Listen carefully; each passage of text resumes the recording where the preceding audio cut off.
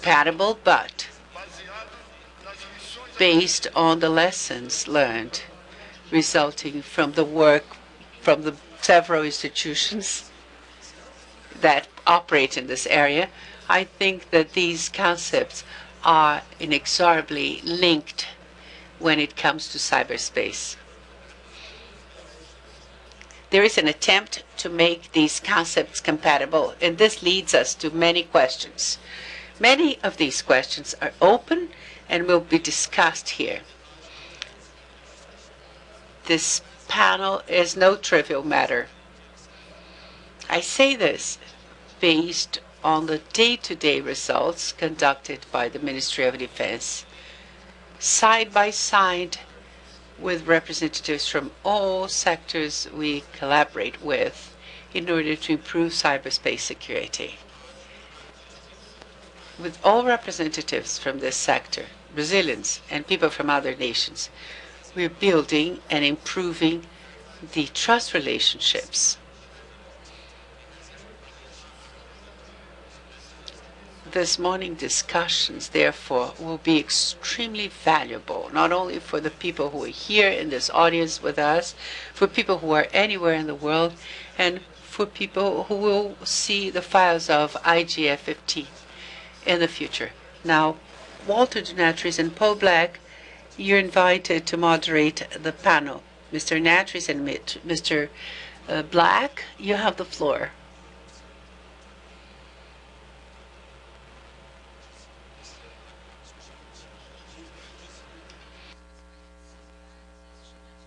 To everybody.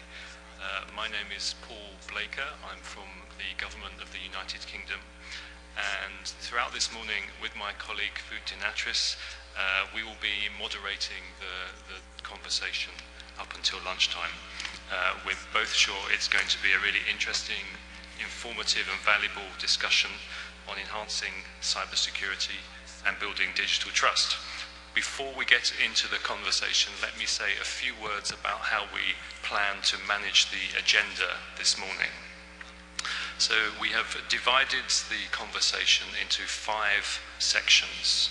First, we'd like to try to identify the issues. Second, we will talk about the kinds of capacities that we need. Then we will talk about capacity building. Then we will go on to multi-stakeholder collaboration, and finally we would like to look at the next steps. Now, we're very fortunate to have a really great range of speakers here from many different backgrounds, bringing many different perspectives to the conversation. And just looking around the table, I feel very privileged to see so much expertise and experience in the room. I think it's going to be a really good and rich conversation. Some of our panelists may have to leave a little bit early, and there may be 1 or 2 who are not able to join us until later. So the approach we will be taking is that for each of the 5 agenda items, we will be asking 4 or 5 panelists to make contributions of around 2 to 3 minutes. After each of the agenda items, we will invite comments from the floor and any comments or questions from remote participants. But to start with then, let's move on to the first question, which is around identifying the issues. And there are 2 questions which have been posed. First of all, what are the critical challenges in establishing resiliency and trust from the different stakeholders' perspectives? And what are the key issues and challenges for a secure and sustainable, free and open cyberspace? And how can international cooperation be enhanced? So I'd like first of all to invite David Van Duren from the Global Forum on Cyber Expertise to speak for a couple of minutes on those questions. Thank you, David. The floor is yours. Well, thank you. So the question is, what are the key issues? Like, speaking from the perspective of the Netherlands, I'm also from the Netherlands, the key issue is we are vulnerable. And in the Netherlands, for example, 80% of the people is doing online banking. 62% is doing internet shopping. 95% of youth uses social media. And 94% has more than one PC. So we are very dependent on ICT in our daily lives these days. So what are challenges? What challenges do we face? I think if you look at the past years, the scope of cyber has been broadening from cybercrime to cybersecurity to cyberspace. Also, actors involved are increasing. So this means we need a comprehensive approach. And this comprehensive approach should include resilience, response, recovery, and all kinds of elements like knowledge, awareness raising, detection, prosecution, crisis management, etc., etc. And this is very important. This broad approach should not only have a national dimension, but a strong international dimension as well. Also, because what we do on a national level gets more and more integrated with what's happening on the international level. Or to say it differently, national is international per se.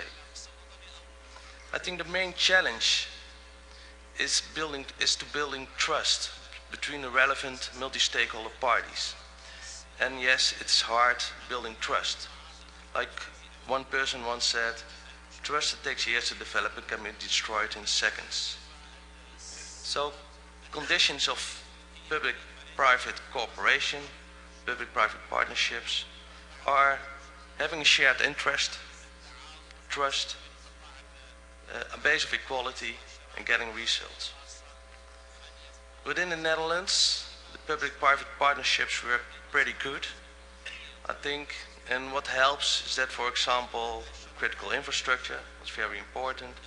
It's an hands of private organization, but also there's a culture of dialogue. There's not a top-down management approach, and that helps in the multi-stakeholder setting. For the Netherlands, it's a challenge to make the next step to secure a free, open and secure cyberspace. So this means we need a movement from public-private partnership to public-private participations. And challenges for public-private participation are finding this mutual and individual interest, finding the right balance between regulation and self-regulation, cooperation and also information sharing. This means having a common understanding of how and under what circumstances to share information. The second movement is moving from structures to networks and coalitions. And like 5 years ago in the Netherlands, we started with building up all kinds of structures. And now they are in place, and now it's about working together. And the step is not only working together, but building on coalition on certain topics or certain problems. It's also the movement from being aware to becoming skillful, and from having a national focus to being internationally focused. National is international. And last, having a risk-based approach. Then last, if we talk about international cooperation, like I said, actually we should talk about international participation. Public-private participation works if people really work together. So this is what we do, for example, at the GFCE. The GFCE, the Global Forum of Cyber Expertise, is about capacity building on a worldwide scale. So it's about working together. It's an informal forum that was launched at the GCCS in April 2015. Core of the GFC are the concept of initiatives where parties within a multi-stakeholder setting work together on specific topics to share best practices. Examples of topics are awareness raising, cert maturity, responsible disclosure, cybercrime, etc. On these topics, practical results, best practices are achieved and shared with the global community. So again, to conclude, the key of international cooperation is participation. Again, key elements are identifying shared interests, being transparent and have trust, work together on the basis of equality, and most important, get results. Thank you. Thank you very much. I'd now like to invite William Check, Vice President of NCTA, to speak. Thank you. Thank you, and good morning. I'm speaking from the perspective of ISPs and private industry, and a key challenge is the fact that cybercrime doesn't have any borders. This makes it difficult for law enforcement to be able to address cybercrimes. A second issue is something I call economic asymmetry of cybercrime. The cost to defend against cybercrime is disproportionately larger than the cost of performing a cybercrime or attack. So, for example, for very little money you can get into the cybercrime business, but to defend against it is much more costly. Often, economic incentives for implementing the necessary security are misaligned. And for example, some technical approaches to reduce cyber attacks will benefit traffic flowing out of a network, but not on your own network. So because of that, the financials of cybersecurity are often difficult to justify within an organization. That's a challenge.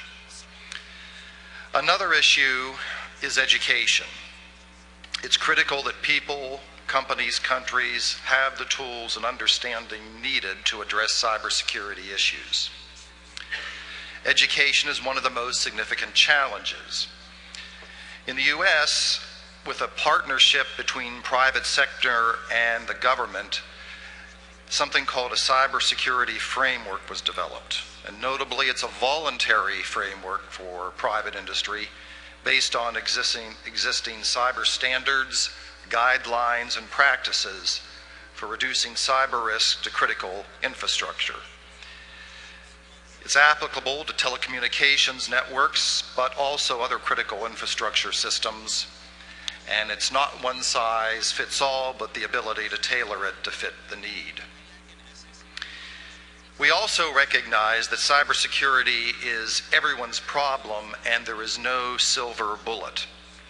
Cybersecurity is no different than any other security problem other than it happens in the cyber world. The entry point for cyber threats is still at the intersection between the cyber world and the physical world. And so we need to do a few things to address that. One, raise everyone's awareness that they need to take preventative measures when interacting with the cyber world. That's no different than making sure that, for example, someone doesn't sneak in behind you into a secured building. Second, we need the designers and developers of cyber products and services to think about security from the beginning. And thirdly, we need everyone to understand that the internet and the cyber world are potentially dangerous places and that no one is policing all the traffic all the time. And therefore, not to connect a critical system to the internet in an insecure way. So this is where I think organizations that promote developing cyber best practices and collaboration are critical. We'll be talking about multi-stakeholder organizations later, but I did want to raise one multi-stakeholder organization, MOG, which stands for Messaging, Malware, and Mobile Anti-Abuse Working Group. It's a group of ISPs, email service providers, mobile network operators, telecommunications companies, and infrastructure vendors, and anti-spam vendors. Basically a group of security experts that get together on a global basis to talk about best practices, white papers, and really an opportunity for professionals to share abuse information and their experience with peers. There's a lot of challenges with cybersecurity, but by talking in this forum is a great first step for global cooperation. Thank you. Thank you very much. Our next panelist is Mr. Bob Hinden of ISOC. Mr. Hinden, the floor is yours. Thank you very much. Yeah, I think so far I'm pretty much agreeing with what's been said, but I think I have a slightly different cut at it. Been involved in the internet since the very early days and even did some early security work. This is clearly a topic that many people have opinions on, but there are few comprehensive solutions. There's clearly no simple solutions, and there's not one solution that will just do everything. And of course, the internet is not static. It's, you know, it's not like the phone network that hasn't changed a lot. It evolves every day, and so the security challenges, cybersecurity challenges, are going to always, you know, it's a moving target, both the good guys trying to protect individuals and the bad guys. So it's not, you know, it requires, I think, a new kind of thinking. We don't have, you know, I don't know that we have a really good model for this based on, you know, our previous experiences. I'll go through some specific topics, you know, because all of the parts have pluses and minuses. You know, we have encryption. You know, it's a very good technology to keep your data private, you know, so other people can't read it. If you're worried about pervasive monitoring, then encrypt your data. But there's also, you know, there's some legitimate reasons why you, like the work you just mentioned about doing spam filtering. Well, how would you look at the inside of email if it's encrypted? And we all know the risks of trying to share keys or having backdoors. That's not the way to have real security. You know, we have identity and trust. How do you know who you're talking to? Can you trust the other side? You know, I think this is not, I don't think we need to go as far as knowing who the person is, but I think it's more important to know that you're talking to the same entity or person that you talked to before, so you have some assurance that it's consistent.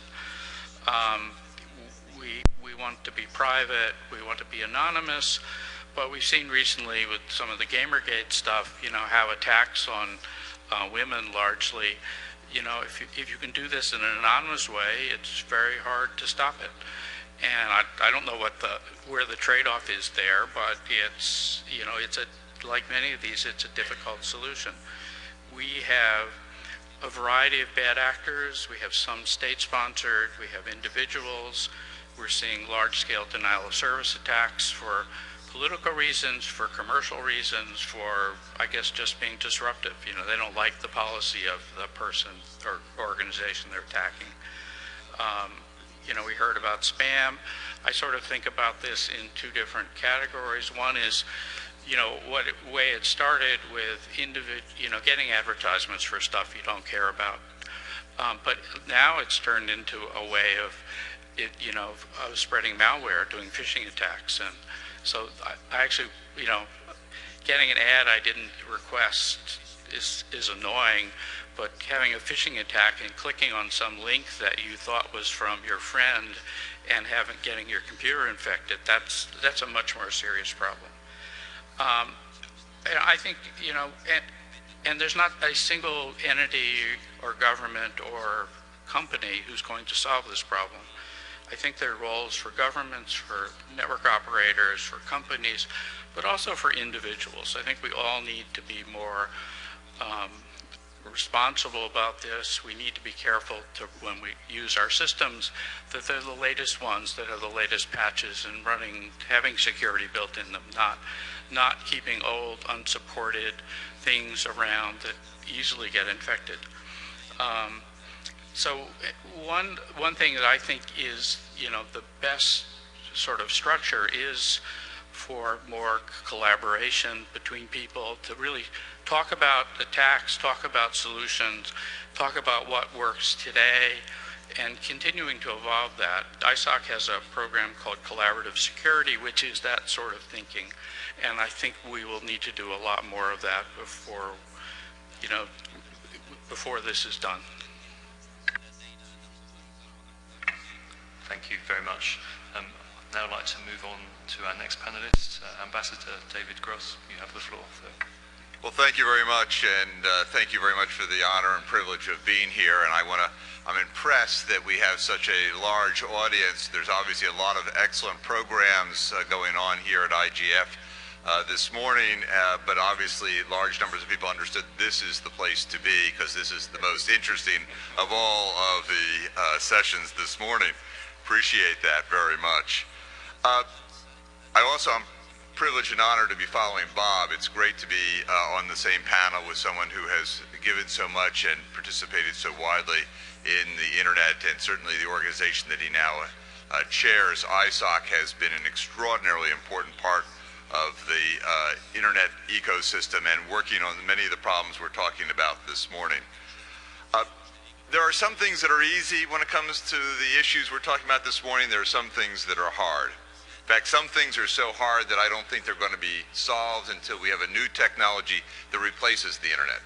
But that should not keep us from focusing on those things that we can and should be doing. One of the things that I think is often overlooked, and may arguably be easy, but I recognize that there are barriers, are the things that individuals can do. It is extraordinary to me, and I have to say that often I'm at fault at this as well. We're all human. There are so many things that we can do in enabling the technology we use, both individually and the organizations we are, to enhance our own security. There are security functions in the software. There are security things that you can do in your own home, in your own organizations, that are often not done. And in so doing that, you can live a much more secure cyber life.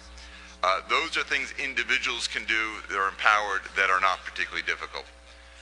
The area of cloud computing, I think, is extraordinarily important in this area. It used to be just a few years ago when everyone just lived on their desktop or your PC, and you interconnected with the internet, that you had to have all your own security.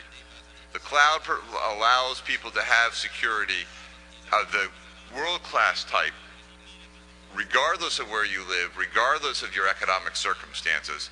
And I think those proposals that would inhibit the growth of the cloud through data localization and otherwise are greatly going to have an impact on what could be a much safer cyber world.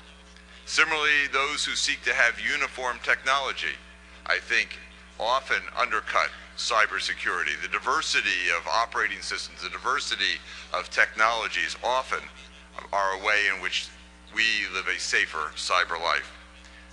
The importance of this is obvious, but I would also point out that for those who are committed to connecting the next billion are not necessarily just the poor people.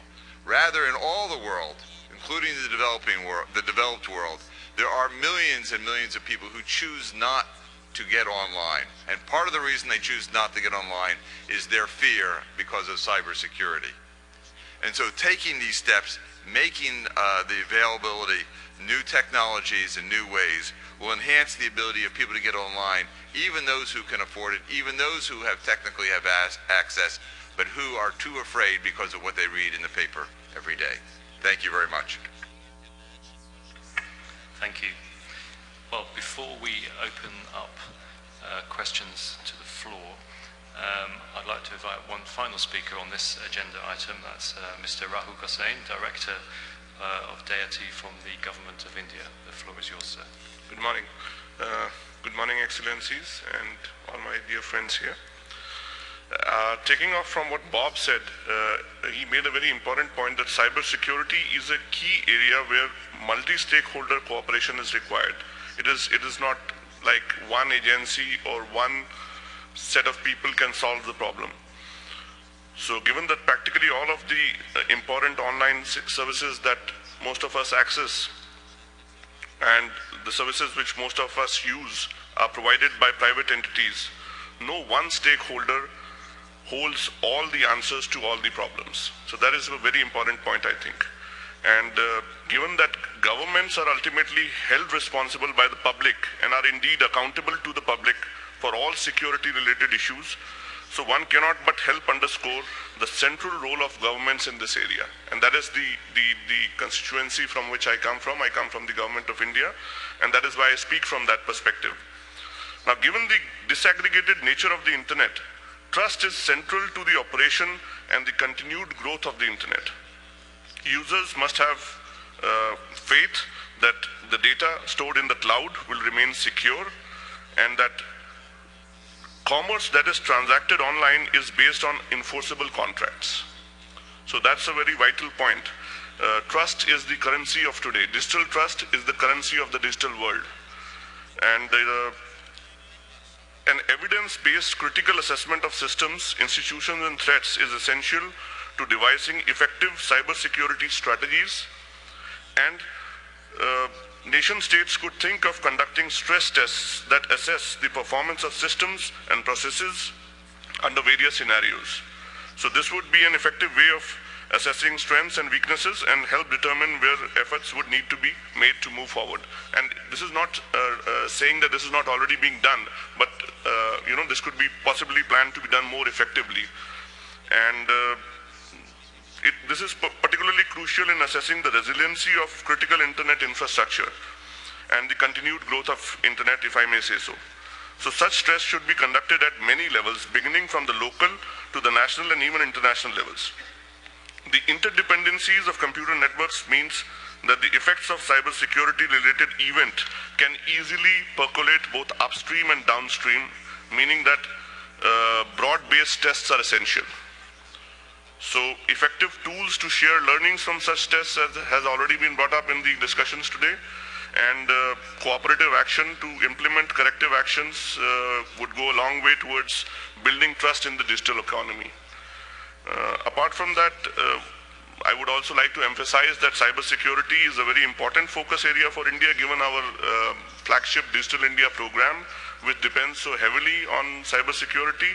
And there's a lot of emphasis on training in cybersecurity professionals to meet not only the current but the future needs for India. Apart from this, possibly some of the key challenges which we are facing is the rapid advancement in technology has made the world smaller, but not necessarily the physical and political boundaries between states have sort of been blurred. And it has thrown up key legal challenges such as determining jurisdiction, ambiguity in whether the sovereigns have the power to exercise their will beyond their territorial jurisdiction, and each nation having their own set of rules, cross-border issues dealing with regard to cybercrime have gained paramount importance. So we need to go a long way in this direction, and we need to sort of create capacity and build capacity so that there's greater awareness, number one, and then there's greater preparedness to tackle these issues. Thank you. Thank you very much. Well, I'd now like to open up the discussion to questions and comments from the floor. So if you would like to make a contribution, please line up at the microphone in the traditional way, not the microwave, unless you're hungry. I think while people are thinking of questions, I'd just like to thank our panelists for setting out a really broad agenda of key issues. We heard about the importance of building trust between stakeholders, about moving from public-private partnership toward public-private participation. I find that idea very interesting. We heard about the economic asymmetry that there is in cybercrime, about the importance of education, a range of issues around encryption that we can talk about. We heard about, a number of panelists spoke about individual responsibilities in this area, and also about the role of governments, the importance of stress testing, the importance of cross-border cooperation. So there is already a very rich and full agenda for us to think about this morning, and other issues as well, which I haven't mentioned. So if there are any comments from the floor, either questions to our panelists or additional issues that you would like to put on the agenda, now is the time. Please could you keep your interventions to 1 minute, and please could you make sure that you say who you are and where you come from. Thank you. So our first question.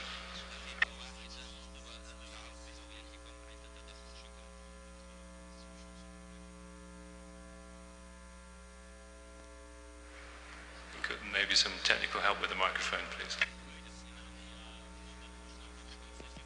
Yeah. Can you hear me? Yeah. Okay. I'm Mohit, Internet Society Ambassador. I think, first of all, I want to commend all the speakers who have raised these important points. I think it's important that we get into this dialogue and ensure that those are addressed.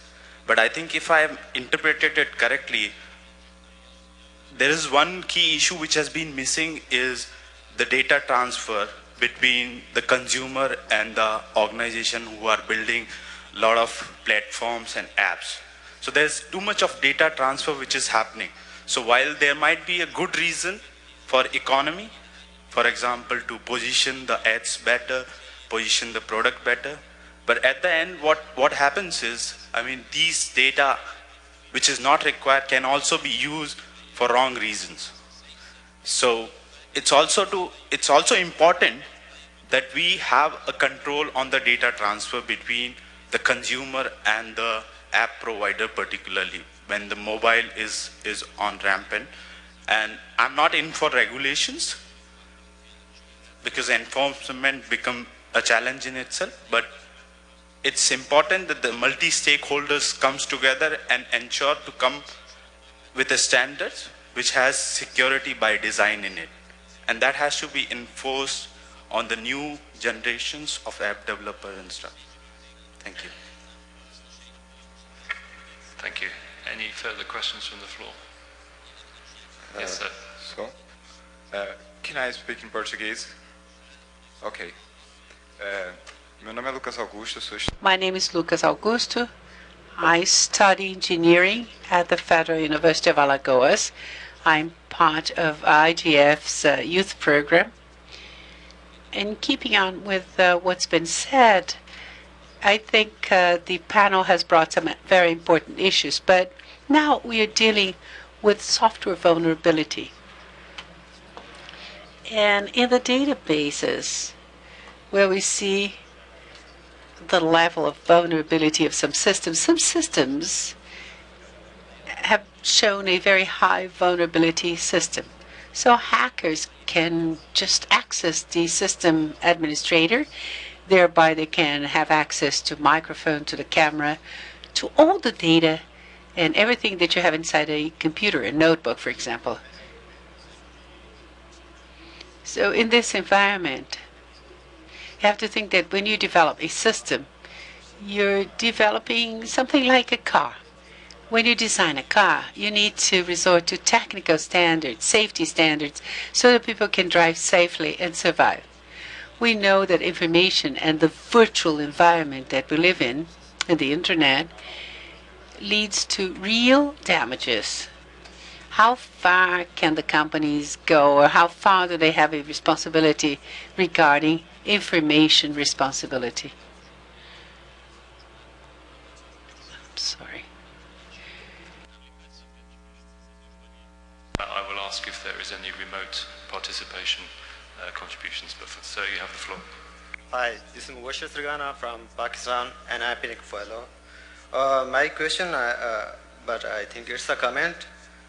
I think the search engines like Google, Yahoo, Bing, they also make people vulnerable by indexing and archiving their public data as well as their private data without even their consent.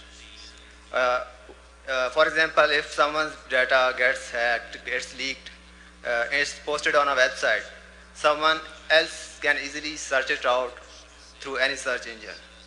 Thank you. Thank you very much. So could I ask, are there any questions or points from remote participants?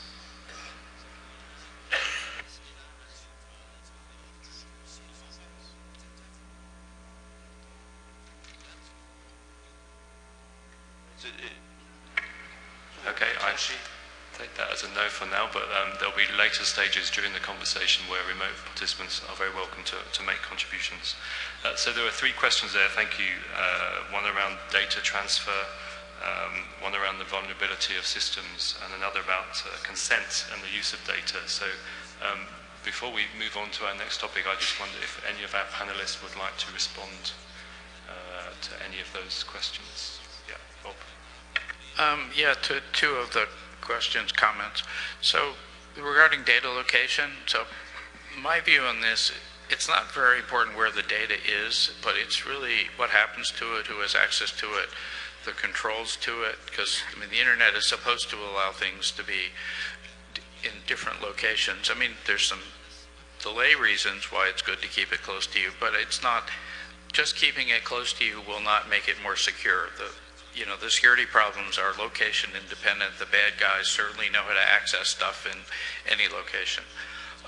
The other thing about, Google, Yahoo, basically, I guess the way I'd say this is sometimes free is too expensive. And when you use a free service, you are definitely, you are paying for it by sharing your own information. And if you aren't willing to do that, then don't use free services. Use a private email server, where you pay money or whatever it is. And so it's, it's the business model of these companies who provide these free services to look at your information. And you I think you can't expect them to do much more than that. Please. I think a couple interesting points were made here from some of the speakers. I think, again, when you look at cyber systems, it's the entry point of how attacks take place. And the attacks take place between the cyber world and the physical world. There are specific areas within the cyber environment that you will see specific areas of ingress. And because of that, I think the point that the one question came up on security by design is terribly important. I think security by design cannot be overemphasized. I think it's critical for future design and software systems. Please. Just to reinforce the point Bob made regarding free services, I saw a line outside which said it very succinctly. It says, if you're getting it for free, then you are the product. So that, I think, says it. And apart from that, the point made regarding how a car is developed and safety standards need to be developed and technical standards need to be developed, I would like to inform that, as our worthy colleague David had pointed out in the initiative of the Dutch, in which they have a global security, cybersecurity related conference, or like the MOG, I think a lot of work is already being done in that direction, and I'm sure much more needs to be done. But the point is very well taken, and we need to arrive at some kind of globally accepted standards of cybersecurity, which can sort of deter any cyber attacks or any problems from the bad guys, and so that the products which we make to produce a more cyber secure world should be consistent and should conform to a certain set of standards which are mutually agreed upon. Thank you. Yeah. Thank you. Audrey Plonk of Intel. Thank you. Just, excuse me, to follow up on the standards point that my colleagues have made, I absolutely agree on the global standards front. I would just take it a little bit further to say that, as has been pointed out already in the panel, cybersecurity is a very broad chapeau of issues, and so having one single standard or a small set of standards that's going to cover all these issues is both impossible and unreasonable. And so you have to look across the global standards organizations that are working on technologies horizontally and how they're incorporating security into the standardization process. And I think it's evident that that is happening with the encryption work within the IETF. It's happening within various industry-led cloud security efforts on standardization. It's the same in the mobile space. And so I think because all of those platforms are different, and the way that security gets built in both technically, from a feature perspective, also from a design perspective, is just different across platforms. And so I agree they need to be globally accepted, and they need to be industry-led and recognized by the broadest community possible. But we also need to recognize that there's no one-stop shopping for standards. Thank you. Very short intervention, please. Thank you. Sure, thank you very much. To the point of security by design, I also want to add that it is really not just at the product deployment stage, but it has to be security throughout the entire life cycle. So in addition to security by design, there's also operational security and maintenance. So it's important to keep that mindset throughout the entire life cycle. Thank you. And one final intervention from Chris Painter of the US State Department. Thank you. So I just wanted to comment on some of the larger issues too. This is not, I mean, governments do have an important role here, but governments certainly don't have the exclusive role. And I think as we, not just in standards, but as we think about policies, and one transition I've seen over the last 20 years, and the last 5 years especially, is this issue has migrated from the technical community alone to one that is now a major policy issue for governments around the world. And what that really means is there needs to be, and there is, much more collaboration, not just between governments, but other stakeholders. And so we very much endorse, as we did with the NIST framework, which was referenced, a very collaborative approach between government, the private sector, and other stakeholders. In fact, a collaborative approach within governments, because not all governments within their own governments talk to each other that well sometimes. So it's good to have all those discussions taking place, and I've seen a real improvement in that. And that, I think, strengthens this area in a large way, because if it's just the technical community who have the expertise leading it, they don't make as much headway unless they get the political impetus, and that's happening now. Thank you very much. Well, at this point, I think then we'll move on to our next agenda item, and I will hand over to my co-moderator. Thank you. Thank you, Paul. My name is Walter Natus. I'm co-moderating the session, as you just heard. We're going to move to the assessment of the capacities. And as we all know, there are many initiatives, measures, best practices, standards being introduced, but do they actually do what they do? Do people adopt them? And is that ever checked and ever made known? And I think that a good example of that is that one of the participants in one of the sessions I moderated before here said, we're going to put up a wall of shame. Everybody who does not do what by now they are supposed to do, we as government are going to publish it. So that may be a good thing or not a good thing, but it's you notice that some people are starting to think differently about when measures should be taken or not. And we're going to do this discussion on the basis of a few questions just like before. The main thing is that we're going to assess the capacity, so what capabilities are essential to addressing cybersecurity challenges and how can they be measured?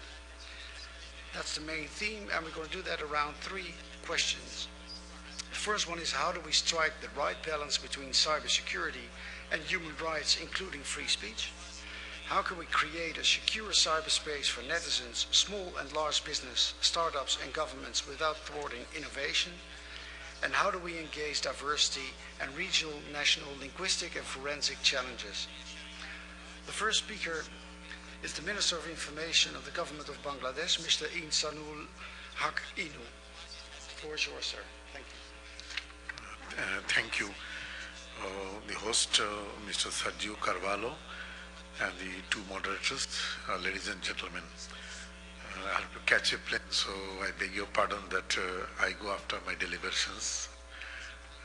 I cannot answer all the questions after because I am leaving. Sorry. As you know that I am in politics and I represent the government of Bangladesh. But I am not looking from the government perspective only.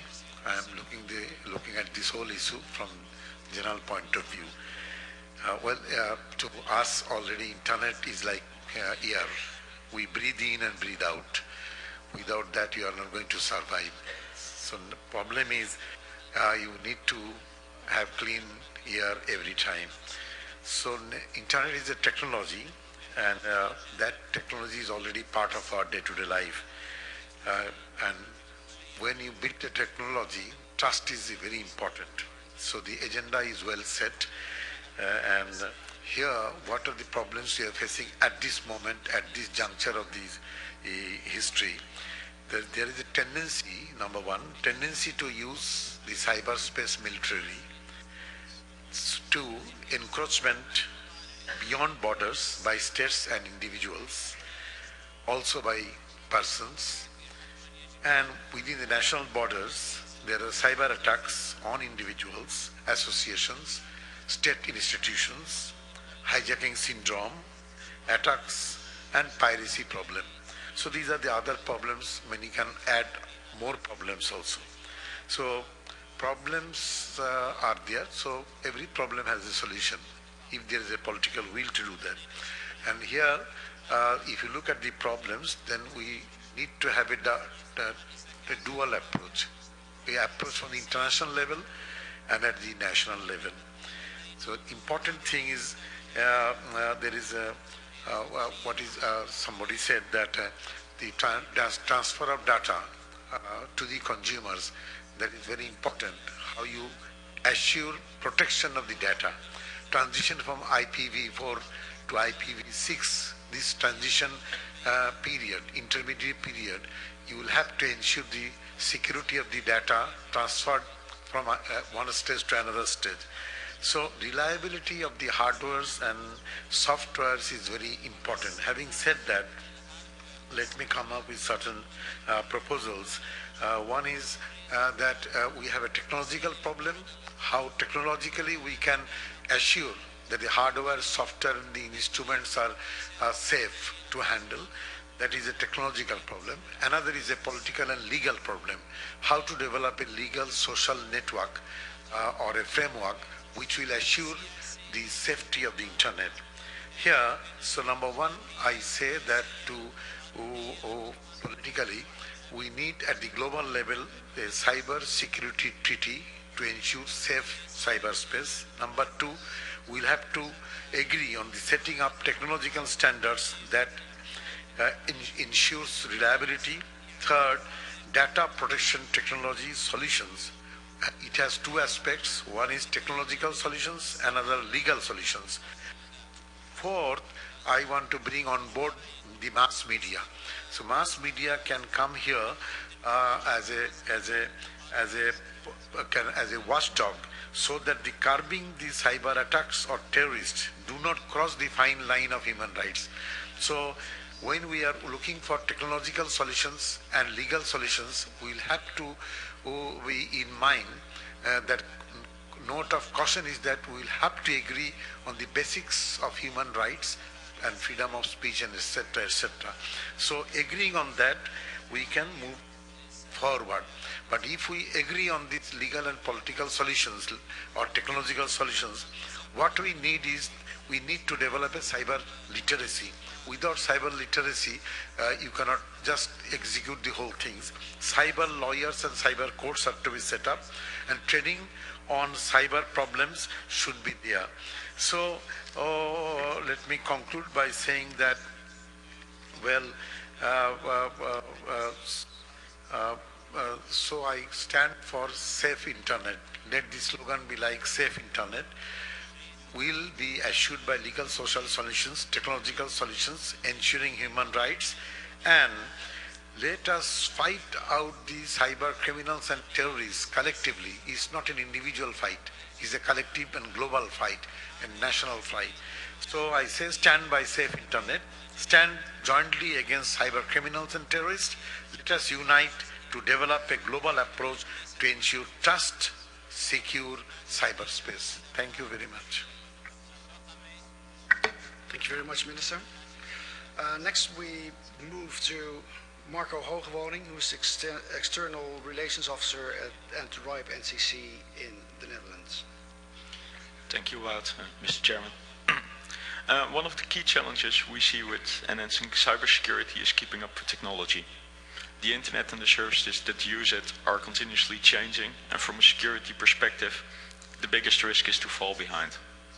We need everybody to involve to stay informed and have an understanding of what's going on. And this works both ways.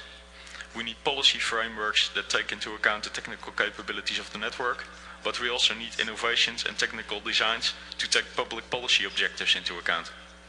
Cooperation between stakeholders and between public and private sector is key here. Not only do we have to be able to make use of each other's expertise, but more importantly, to learn from each other. The advances in the Internet of Things mean that we see a lot of non-traditional actors to enter the Internet space. This is no longer the domain of telecoms and Internet service providers alone, but we are now also working closely with other industries. Getting these people up to speed with the work that we've been doing in the past decades to improve security and trust is crucial. Likewise, we need to be aware of their needs and challenges and be ready to adopt our policies and methods to accommodate those needs. Finally, we have to be aware that not all solutions lie in technical designs or the mere technical capability of a system. One of the key capacities we think to be developed is to be able to judge where to apply specific technology and make an informed choice about which protocols and designs to use.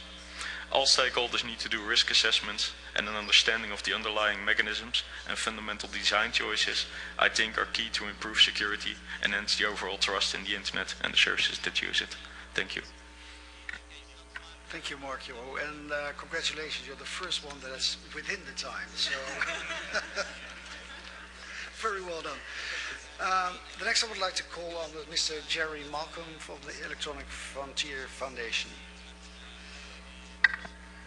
Thank you very much. Well, I don't have any prepared remarks, but I'm just responding to what I've heard. And a quote that comes back to me is one from Dwight Eisenhower, who said that if you want total security, go to prison. And I think that's true on the internet as well. If we want the internet to be totally secure, we're going to have to lock it down and turn it into something that is no longer the internet. So that's why the application of human rights to cybersecurity is of vital importance, because it's the only check that we have on a runaway cybersecurity response. And this is being recognized globally. I think that although there is no treaty on cybersecurity and human rights, there are enough other instruments that we can say that there's an international consensus on this point. Both intergovernmental documents as well as multi-stakeholder or civil society documents. So in terms of intergovernmental documents, you can look at the cyber security strategy of the EU. You can look at the UN resolution on the right to privacy in the digital age. These are both documents about balancing the need for cybersecurity with the need for privacy and freedom of expression. Whereas in terms of multi-stakeholder documents, I guess the Net Mundial statement jumps out, as do the necessary and proportionate principles on the application of human rights to communication surveillance. So I am interested in interjecting more as this session proceeds, but I think I just want to make sure that the starting point is that cybersecurity is never an end in itself. It's a means to securing the peaceful existence of our human rights, and if we forget that, then we are in danger of the internet turning into a giant prison. Thank you. Thank you. Next I'd like to call on Lara Pace, External Relations at the Global Cybersecurity Capacity Center in Oxford. Lara. Hi, I thought I was talking in the next one, but I'm happy to speak now, whatever you prefer. Yeah? I move to the next one? Yeah. Nobody told me, but it doesn't matter. So I'm up to speed also, so Lara, you will be called on again at a later point. Next I go to Mr. Ang Peng Hua, who's director in Singapore of the Institute of Research Center. Hi, good morning. I actually have PowerPoint slides, so I'm going to ask you guys to imagine the PowerPoint slide at some point. The talk is supposed to be about enhancing cybersecurity and building digital trust. And I find that there's a lot of emphasis on cybersecurity, but actually it could undermine digital trust. There is a paper, here's where the slide comes in, Trust the Internet and Digital Divide. If you Google IBM, Trust, Duke, you will locate the paper. It shows that the correlation of internet penetration is highest with trust, not even with income. So if you want to get people online for various reasons, you should actually build trust, not, believe it or not cybersecurity. So now the question is, what is the secret to gaining trust? And of course I have the answer, and you would know that, right? There's one secret to gaining trust. It's very simple. All philosophers will tell you that. Act against your own self-interest. Demonstrate that you act against your own self-interest. So now, how easy is that, to act against your own self-interest? So from what I've heard actually, and a lot of this from government agencies in governments, governments want sovereignty. They want the power to act. They want to be able to have sovereignty over subjects, internet, and data, right? This is to build cybersecurity. Next slide. Second last slide. There is a problem with wanting sovereignty. There is, for us to be here in this global environment, we need three things. We face three things, what I call a trilemma. And I have a paper on this, again, citations and all that. And it's actually a Portuguese translation of the paper. The trilemma is this: sovereignty, globalization, and democracy. To my next click, there's a red line going over, crossing out democracy. Because in a trilemma, you can only have 2 out of 3. Take your pick. Sovereignty for cybersecurity, obviously it's a good thing. Globalization and democracy. Pick only 2 out of the 3. You want sovereignty? We need globalization. That leaves democracy out. How much trust will you have in a system that does not have democracy? My final slide. So what do I suggest as a solution to giving up sovereignty? 3 points, or 3 points, okay, but a little bit quick. Data protection laws. We've heard this. Mohit talked about data transfers, apps. Data protection laws strengthened the rights of the individual versus governments to collecting of data as well as surveillance. Second point about checks and balances on surveillance. I won't go into that. We discussed that at a long time in Bali. The third one is better governance. Governance is ultimately not about checks on government. It's not about checks on the governing. The goal of governance is greater trust in the system. When you have a better governance system, you're going to have better trust in the system. When you have better trust in the system, going back to my very first slide, you're going to have better penetration of the internet, greater use of the internet. Thank you. Thank you. Finally, I turn to Professor Milton Mueller. You've got a new job, so I got to read that. It's the School of Public Policy at the Institute of Technology. So Milton, please. All right. I'll go now.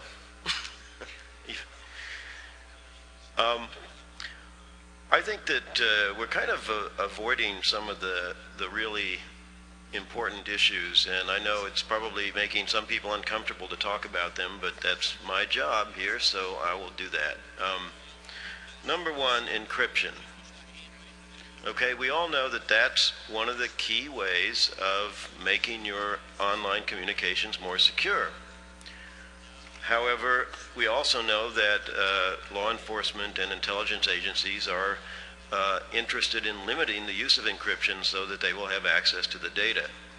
If we're not talking about how to reconcile that problem, we're not talking about one of the most serious issues. I would suggest that the use of encryption, like many technologies, is an irreversible aspect of the growth of information technology, and that we need to accept the fact that citizens have a right to encrypt their communications, and governments have to find a way to work around their limited access to encrypted communications and find new means of dealing with lawbreakers and bad actors on the internet rather than trying to insert themselves into the key management process. Jurisdiction. We have Carolyn from Microsoft over there, and Microsoft is engaged in a very important legal battle with the US government over access to data. It's the Ireland case, in which the US government is essentially asserting a global jurisdiction. They're saying even though the data is in Ireland, it's controlled by Microsoft, and so we can issue not even a warrant. It's something, I guess, between a warrant and a subpoena, and we can get access to that data, which means that they could, regardless of where they put that data, they could get access to it. This is an issue, this is a cybersecurity issue.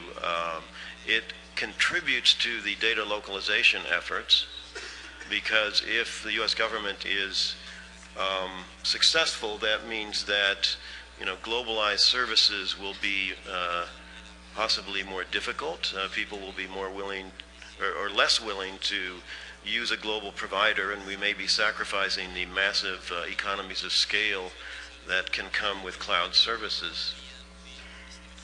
The issue of a treaty. The Bangladeshi minister has mentioned the need that we need a treaty, and I think someone else did.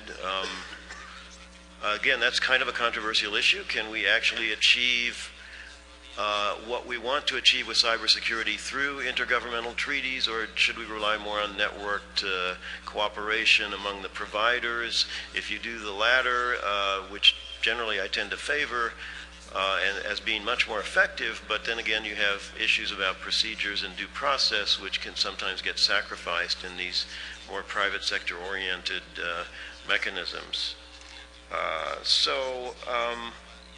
One other point related to something Mr. Hinden said, you mentioned Gamergate in the context of cybersecurity, and I just want to make it clear that Gamergate is about content. There was hostile content, and I would like to assert a very clear distinction between cybersecurity issues, which have to do with the technical integrity, availability, and resilience of the actual internet, and content regulation issues. I don't want those two things to ever be confused, because then if you say that certain kind of content is subversive or destabilizing, then you are paving the way for giving a cybersecurity rationale for censorship or content regulation.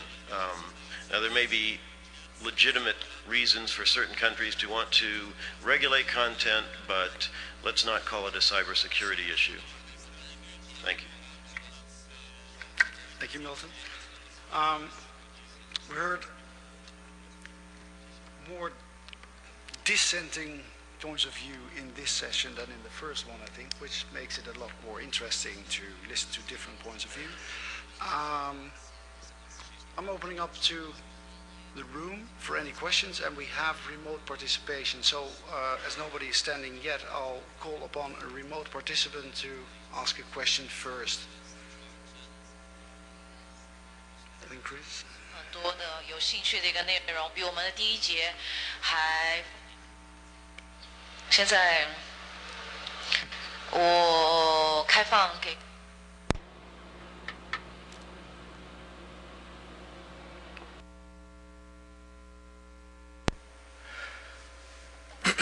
Okay.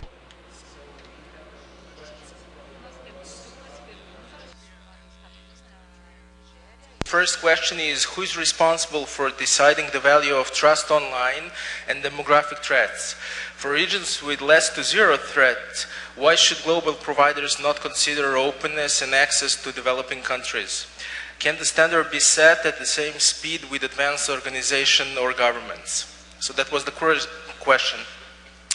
The second one is, we believe the IGF should develop measures that encourage profiling of the various cyber attackers that exist in the cyber world in order to understand motives, psychological drives, and compelling urges to create fear in cyberspace through cyber crimes. Who would like to take the first question? No? Okay. I have to admit that I did not really get them from the Chinese to English, but if somebody got the first question, please take the floor. No? Somebody on the second question? Jerry? The suggestion that the IGF should develop measures to profile attackers is probably not the best use of the IGF's resources. I am all in favour of the IGF expanding what it does, but maybe not in that direction. But I think there are a number of other institutions that would be well suited to that task, and that there are links to those institutions here at the IGF. Thank you. We got a question in the room, and then I'll go to Chris and to Marco. Please introduce yourself first. Yes, thank you. My name is Matthew Shears with the Center for Democracy and Technology. We seem to be having the same conversation, so let me just put something to you. In the chair's statement at the Global Conference on Cybersecurity in The Hague, the following statements were made, and I'd like to understand what the panelists are going to suggest in terms of how we actually implement those, realize those statements. The first statement was, governments are urged to ensure that cyber policy at national, regional, and international level is developed through multi-stakeholder approaches, including civil society, the technical community, businesses, and governments across the globe. That's the first thing I'd like the panelists to comment on. How do we make that actually happen? The second point, the conference urged all stakeholders to work together proactively to ensure that cybersecurity policies are, from their inception, rights respecting and consistent with international law and international human rights instruments.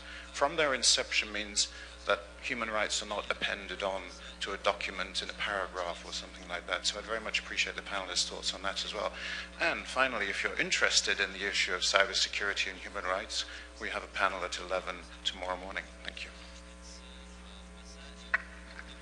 Thank you. So that sort of comes together with my introduction of this session. Is there anybody who would like to respond on that, how actually we are going to go from policy to practice, if I remember correct, that was the motto of the GFC in The Hague this spring. Mr. Wa. Yeah, to Matthew's question on cyber policy through the multi-stakeholder model, what it would mean is that governments shouldn't decide policy by itself. Often governments feel that they have the expertise, especially in developing countries. They have the best knowledge, the best information, the best people. So therefore they are the best people to decide policy. And what the statement is saying is that you shouldn't do that. You should look at other broader issues. And that's where you get your human rights by design into the policy. So this will need to be done at the local level, your national level, and then at higher up and scale it where you can scale it to the international level. So you need to bring in all the stakeholders into deciding the policy. Michael? Yeah, I'd just like to address the multi-stakeholder question for a second. I think from our experience, and I'll talk about this a little bit later too, multi-stakeholder starts best when you're trying to solve a very specific problem. So when you see things like MOG, right, working in that space, or you see the anti-phishing working group working in that space, or you see the NCFTA in Pittsburgh, which is working on cyber crime issues and financial crimes and other kinds of things, where people can come together to focus on a problem that is solvable if we work together, as opposed to solving everything at once through a multi-stakeholder process. That's where you're going to see progress in multi-stakeholder. Now, how you connect all those multi-stakeholder processes together, I think, is a challenge. A lot of people sit in all of them, some sit in only in others, but that's part of the issue here. And I think focus in multi-stakeholder is really a key and gets lost in the discussion when we start talking about it, because that's where you come together to solve a specific problem first. Thank you. Due to time constraints, we're going to go to two final reactions and responses to what we've had. We have time? Okay. But Chris, you go first. So this is a combination of response to the questions and the comment I was going to make before. First, I think it's important to note, and I think we've all said this, that cybersecurity and human rights are not contradictory concepts. They should be complementary. And I think to the question, one of the concerns I think I've heard expressed by some folks is that as governments are paying more attention to cybersecurity, sometimes that's being used as a proxy to infringe human rights, and that shouldn't happen. We should work across the board to make sure that those are taken into account as we go forward. And indeed, a lot of the work we've done in terms of capacity building, which we'll talk about in the next session, is trying to model that multi-stakeholder approach of consultations with civil society, industry, and others, and doing these provisions. I also wanted to call attention to the working group that the Freedom Online Coalition has that was just referenced, that's going to be presenting its results tomorrow. They have a working group that focuses on multi-stakeholder and rights-respecting approaches to cybersecurity. So I think this is a very important presentation tomorrow at 11, and I commend everyone to see it. And finally, I just wanted to comment on the comment made by our Bangladeshi minister calling for a global treaty for cybersecurity, which I think is just a very bad idea. In fact, I think it's an unworkable idea. I don't even know what a global convention for cybersecurity is. I don't know what that means. I don't know what concepts that holds. And indeed, that in itself is probably not going to be a very multi-stakeholder approach to this problem. There are lots of activities. There's many things around the world. There's many both statements in the UN about cultures of cybersecurity and action plans. There's the Budapest Convention. There's many things out there that are good models for countries to either look at or to participate in. And I think trying to do one ring that rules them all is not going to actually help us solve the problem. Thank you. Marco? Yes, thank you, Wout. I'll be brief. In response to some of the questions raised in multi-stakeholder, yes, as I mentioned in my intervention, I think we have to raise awareness and be aware of each other's objectives and needs and take these into account, and also be able to trust each other's expertise when it comes to finding solutions. And the multi-stakeholder model would definitely a key to solving part of that puzzle. The reason I asked for the floor was actually to respond to something the minister said regarding IPv6, which of course is a topic we take close to our heart. I think especially at this level in security and digital awareness, we have to be aware that there isn't that much difference between IPv6 and IPv4, and everything you do in this space should be agnostic to that level. So security measures should take into account these two protocols exist. These protocols exist simultaneously, and that's something to be aware of. So please, all policy regulation, but also the work we're doing together should be IP agnostic as much as possible. Thank you. Thank you. Milton? Yeah, I'd like to address what I think Matt Shears of CDT was asking.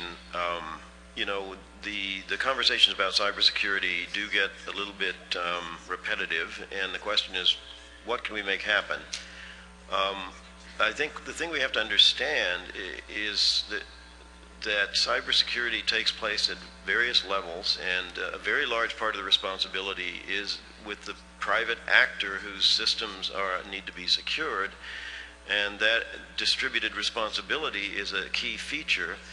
And so the idea that when you talk about the multi-stakeholder model, too many people have in mind the idea that you're getting a whole bunch of people in a single room and they're negotiating about something or making trade-offs. And in fact, all kinds of so-called multi-stakeholder cooperation takes place at various levels, you know, industry associations, national levels, and more importantly, across industry sectors.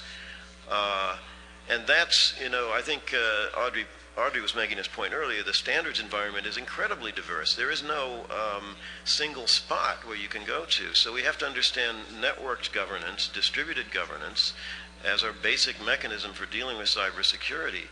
And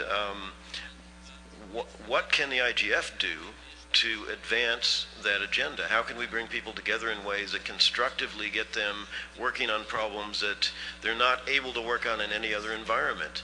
It's not clear to me that there is a role for the IGF per se, other than perhaps an educational one, but we might be able, if we tried to be a little more aggressive or ambitious, I should say, rather than aggressive, ambitious in what we achieve here, and we don't avoid the controversial issues, but actually embrace them, I think we could maybe make some progress here. Thank you. Thank you, Chair. Very honestly spoken by Milton. And just to tie in that point which the moderator made regarding dissenting opinions being raised, more of them being raised in this session, it's you know, it's beautiful to see how the comments made by Peter and by Ang tie up very beautifully in terms of the real challenge which confronts the governments. The real challenge is not per se providing cybersecurity solutions, but how to provide cybersecurity to the citizens in a way, in a discrete way, that does not restrict freedom of expression and the growth of the internet, so that the internet does not become sort of unrecognizable from the way we know it. So that's the real challenge, I think, and that's the beauty of it all in how their comments tie up beautifully. Thanks a lot. Yeah. Thank you.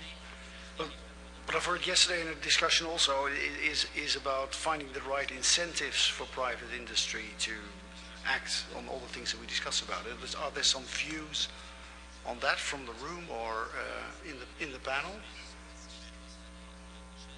So what could be initiative incentives?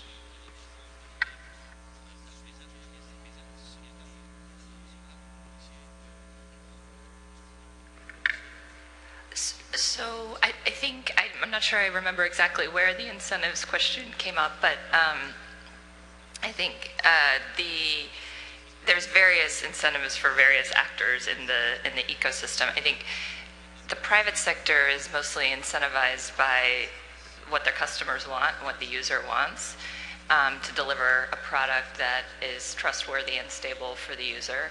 And I mean, I can't speak for the whole private sector, but as a general matter, the standards that are followed and the processes that are followed to achieve that are open and transparent and collaborative in terms of how they're built, and they're fairly standardized across the industry. So I think there's obviously business incentives in terms of how the private sector builds product, and then there's sort of consumer goals. And so I don't know if that's really the question, but and then, I mean, there's other discussions in the ecosystem around different kinds of incentive structures, more for the operator side or the end user side of how do we get people to deploy product, more security-related products or features, or how do we get people to, update their systems more? How do and that's a different set of incentives. So I think it's, I think just saying how do we incentivize the private sector to go solve this problem is a little bit superficial in terms of the depth of the actors that are required to actually, be involved in making a more trustworthy environment. I also think it's useful for us to step away from this notion that there's some end game state of secure, and this keeps getting repeated. It gets repeated in every set of documents that comes out on security. We want a secure, stable, trustworthy. Of course we want that. And I think it's fine to say that we want it. I think it's more difficult to set that standard and then expect, to Matthew's point, for governments not to then come in and say, well, it's not secure, and so we're going to do something about that. And so we have to change how we think about that. We have to think of it as a continuum of risk and of productivity and of trustworthiness, and not a black or white, we're either secure or insecure, because it's never that way. I think one of the interesting things that came up in terms in the U.S. with the NIST cybersecurity framework that was developed is one of the very important things that was established was that you had to have a top-down approach within organizations. And this would apply certainly within nationalities and regions too. You can't expect cybersecurity to happen just at the engineer level. It has to be at the CEO level and be at the board level to be stressing the importance of cyber within an organization. Yeah, so, I mean, I think there's a lot of private companies, at my day job, I work for one, who know a lot about what's going on regarding attacks and malware and whatever, denial of service attacks, and it clearly would be very good if that information could be shared wider. So there needs to be cooperation between the private and public sector. But the other part of this is, customers of those companies who build these products that we want to be secure need to actually insist that they are secure and not buy products that aren't. And, and that's for individuals and for companies and governments. It has to be high on the priority list that security is taken seriously, that you get frequent updates. I just one anecdote, this recently I think about a car manufacturer, being hacked, you could take over the car, and their solution to fixing this was you had to bring the car back and, get a service appointment, and they would put new firmware on. But, by comparison, the electric car maker Tesla, they just downloaded new software when they had a vulnerability. We need more thinking like that. So, we're not going to make products that are perfect, but we need to be able to fix the problems as soon as we find out, and they need to be updatable quickly. One of the things I think that is perhaps being overlooked is the issue of incentives. This is not an intellectual exercise. This is not an academic exercise. This is a real part of our world. One of the things I think that bewilders many of us, maybe all of us, is that obviously these vulnerabilities have economic and personal costs, and yet we still seem to fall into the same traps over and over again. One of the areas, and picking up on one of the excellent things that Milton talked about in terms of what individuals and organizations can be doing and how those incentives can work, that is starting to emerge after many years is the issue of insurance. And I don't mean insurance as a way of just covering up for problems that have been created, but one of the benefits that insurance often provides is a way of disseminating helpful, useful, consumer-friendly information of what can be done to create a lower risk environment as a way of giving people incentives to save money, something that most organizations and individuals would like to do. With the starting to see an emergence of insurance in this area, I'm becoming more optimistic that at least some of the low-hanging fruit that has often been there will start to be addressed as a way of being dealt with that will help to inform people in ways that are accessible, easy to digest, and perhaps give individuals economic incentives to do the right thing. Thank you. I'm going to go to the room first. I'll ask them if they step up, and then I'll give you the floor. If there's another question from the room, please sit up to the microphone. I'll give Mr. Wah the chance to speak first, and then come to you, Fernando. Mr. Wah. Okay, yeah, just in case I'm not been well understood because of my accent or whatever, it's the issue of black and white in this space, and I'm not saying it's black or white. What I'm saying is that you do need to be aware that overemphasis on cybersecurity can lead to a degradation of trust. So if you take Milton's example of Microsoft being compelled to give information to the US government, what is the problem with cloud computing there? It is not security. It is the issue of trust in the information that I have stored in Microsoft. Who will access it? Now it is a policy to say that the US government can access it. My trust is reduced. I will be less likely to use this product or this service. Is it a problem of security again? No. So where will I go? I will go to smaller outfits, probably less secure, because I would believe, I'm inclined to believe that Microsoft would have better security. So you can see how this undermines, the overemphasis on security undermines trust, and thereby undermines the penetration, the use, even of cloud computing. I organized a panel some time ago now, a couple of years back, on this issue of cloud computing, and to my surprise, the number one concern of cloud computing was not security, it was trust, it was privacy, having data protection laws. Question from the room? Introduce yourself first, please. Hi, my name is Fabrício Pessoa from Axur, Brazil. It's a comment and a question at the same time, because when we talk about the incentives, for example, we all know that overall the incentive is financial, right? And as we said, it's going to be the users that are going to say what the companies need to do. Unfortunately, the users they are not aware enough of cybersecurity so that they can demand that. So this is one of the problems that we have. I see here that we talk a lot about education, collaboration, and cooperation, right? And what I see is that when we have discussions about cybersecurity, we tend to talk a lot about technological issues or governmental issues, but there are some other human issues that I think that are not well addressed, you know. For example, when we talk about education, collaboration, and cooperation, and those are not technical issues, and we need to bring people from from other areas to come here and discuss that with us. We need to have people from education background, for example, to talk to us about education and how we can get cybersecurity into the education aspect. You know, internet is not a thing for geeks anymore. It affects everybody's lives in all areas. So we have to have people from all areas to discuss that together with us. What about the stakeholders involved again? So, okay, I'll try and be fast. We cannot wait for them to come here and discuss that with us because we are the ones that are worried about it, not them. We need to go for them, go where they are, go to their events and try and bring them to us. Or the other option that we have is just wait for the big thing to come, you know. We only started talking about the tsunami alerts and evacuation routes when we had a big tsunami events. We can wait for the big cybersecurity event to happen so that it increases awareness, and then we see how we act, or prepare in advance and see how we act later. Thank you. I was going to point to you, Michael, as awareness.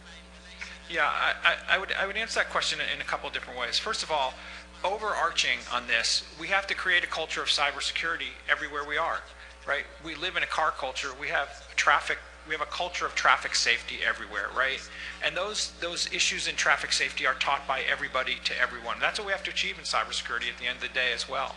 You know, you go out here into the conference center and you're going to see little bins for different kinds of refuse, trash that you have, right? Because we're starting to build cultures of recycling across the world, right? Doesn't happen very quickly. This is a long-term process. You can see already that we're becoming, in many countries, cultures that are non-smoking cultures, right? We have to become a culture of cybersecurity. It has to be infused across everything we do. If everyone is touching the technology, then everyone has to know how to use it safely and securely, and that requires all hands on deck. I think you're absolutely right. You know, the educational system, really important. Parents, really important. Industry, really important. Government, really important. NGOs, all play really critical roles in creating that culture of cybersecurity, and that's the end game in many ways. Thank you very much for that, Michael. We're going to take a final. Chris, want to respond to that? Yeah, I also want to say that this is a long-term effort, and it's been underway for some time. But one of the things that's happening now is that more and more countries are having programs, including in Brazil, to get more the citizenry understanding the cyber threats. And indeed, we just had National Cybersecurity Awareness Month in the U.S. In October. Many other countries are doing similar things, either for a week or a month or a few days, to profile this issue. That's only part of it, to be sure, giving tools to citizens to be able to actually handle some of these threats. But one of the things that came out of the global conference in The Hague and the Global Initiative for Cyber Expertise, one of the projects that the U.S. and Canada have partnered on is to do exactly this, to bring more awareness of threats to not just businesses and governments, but also to citizens around the world. It's something that if folks are interested, they should consider joining. Thank you, Chris. I'm going to take one final question. Please introduce yourself. All right, thank you. My name is Hiro Hotta from JPRS, which is a CCTED registry for Japan. I hope my question is in line with the topic of the session. If important information, for instance, personal data of customers is leaked from an organization, people tend to blame Sir, the organization. could you please speak into the mic because we have trouble hearing you. Thank you. So if important information, for instance, personal data of customers is leaked from an organization, people tend to blame the organization as a criminal, not as a victim. However, getting attacked and hacked is a usual event these days. There's not a complete security even if the organization tries very hard.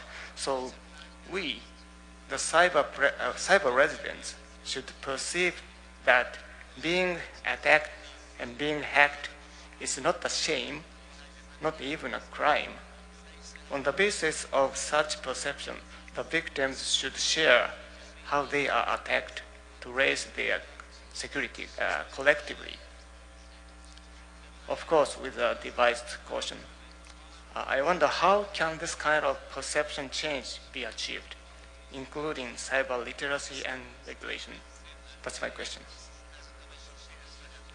Thank you very much, and I think a very good question, because it's something that in this world we run into daily, that crimes are not reported because of shame factors or other reputational factors. I see Jeremy wants to respond, and perhaps somebody else. So how do we solve this, Jeremy? I actually want to push back against that question a little bit, because I think sometimes the shame that comes from personal information being disclosed by hackers comes from the fact that that information shouldn't have been there in the first place. In some cases, there haven't been proper data minimization practices followed.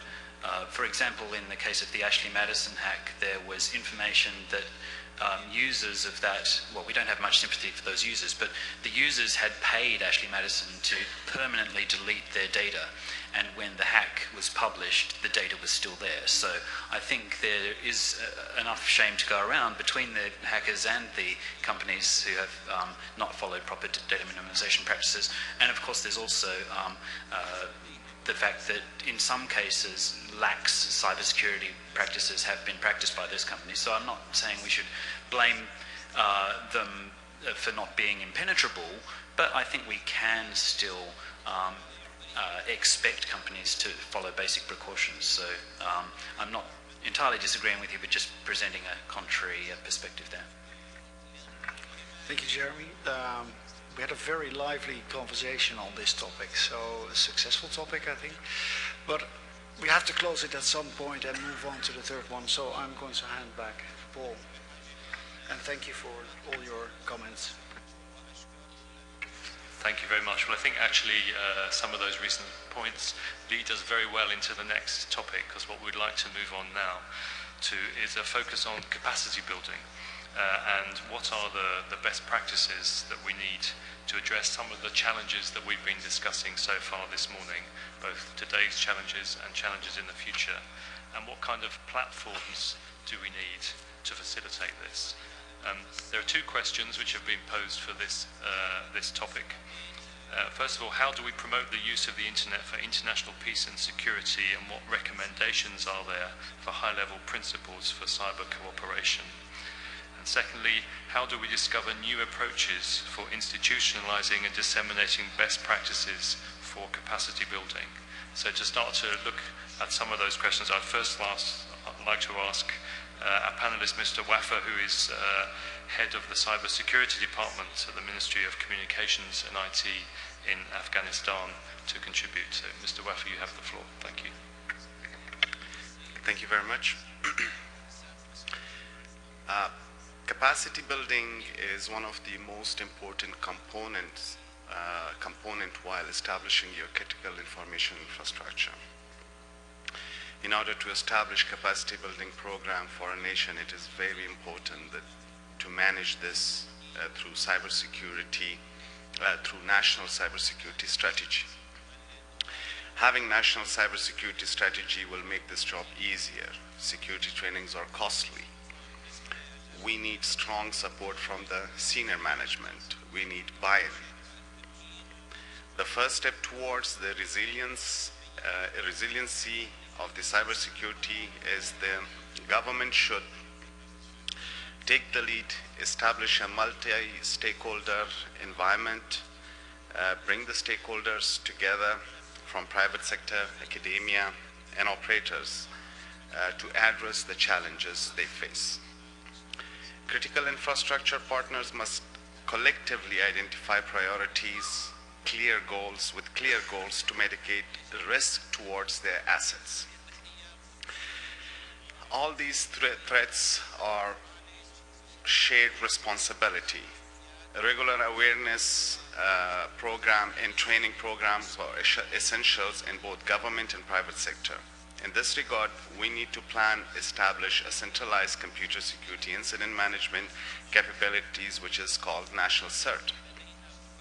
Through managing CCERT or CERTs with a national responsibility, we can provide awareness, manage cyber incidents, support the national cybersecurity strategy, public-private partnership in cybersecurity, building a culture of cybersecurity, national policy framework for cybersecurity, managing and participating in cybersecurity exercises, cybersecurity assessment and evaluation. One of the initiatives back in 2012 was from the government of UK establishing the Center for Global Cybersecurity Capacity Building. such initiatives itself can provide a good platform accelerating the awareness program. We do need more of such initiatives. Last but not least, the cyber drill program. Cyber drill program is one of the most effective practices nowadays that show collaboration between two or various CERTs. Businesses also need to exercise this practice in order to exchange information with each other and see how vulnerable they are to today's attacks. Thank you. Thank you very much. I'd now like to invite Thomas Lamanauskas to contribute. Thomas is Head of Corporate Strategy at the International Telecommunications Union. Thomas. Thank you very much, Paul. First of all, so ITU has some experience in this area, especially starting from World Center for Information Society, where heads of state and government assign us to be a facilitator of the so-called Action Line 5, C5, which is about building trust and security in the field of ICTs.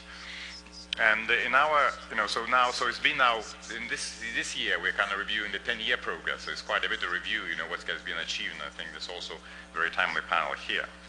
However, also starting from the way your questions were posed, how would you ensure that we all are safe, internationally, through the capacity building? I think it's also an important point here for us is, again, realizing that we only are safe as the weakest link, and the weakest link can be anywhere.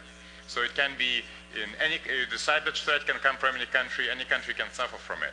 So I think what is, first of all, is important to adopt this approach where we understand that it's not about zero-sum game, it's not about us versus them, it's about collective protection of everyone, and we only can increase our collective protection when every country and every citizens of every country have a similar level of protection against cyber threats. So in that way, it's our collective interest as a global community to ensure cybersecurity everywhere. It's not because, and when we talk about capacity building, development assistance, we should understand that this area is not about altruism, it's about ensuring that citizens of every country also can benefit from that trust in the cyberspace and use this in a trusted and secure way. The new aspects, so what are other new aspects that we should take into account now, especially with the new technologies? So, again, this is no longer just about data and money, while it's very important. It's also now about, with Internet of Things, with industrial internet, with wearables, it's also about now lives, personal well-being, other issues. So it's becoming very, very important.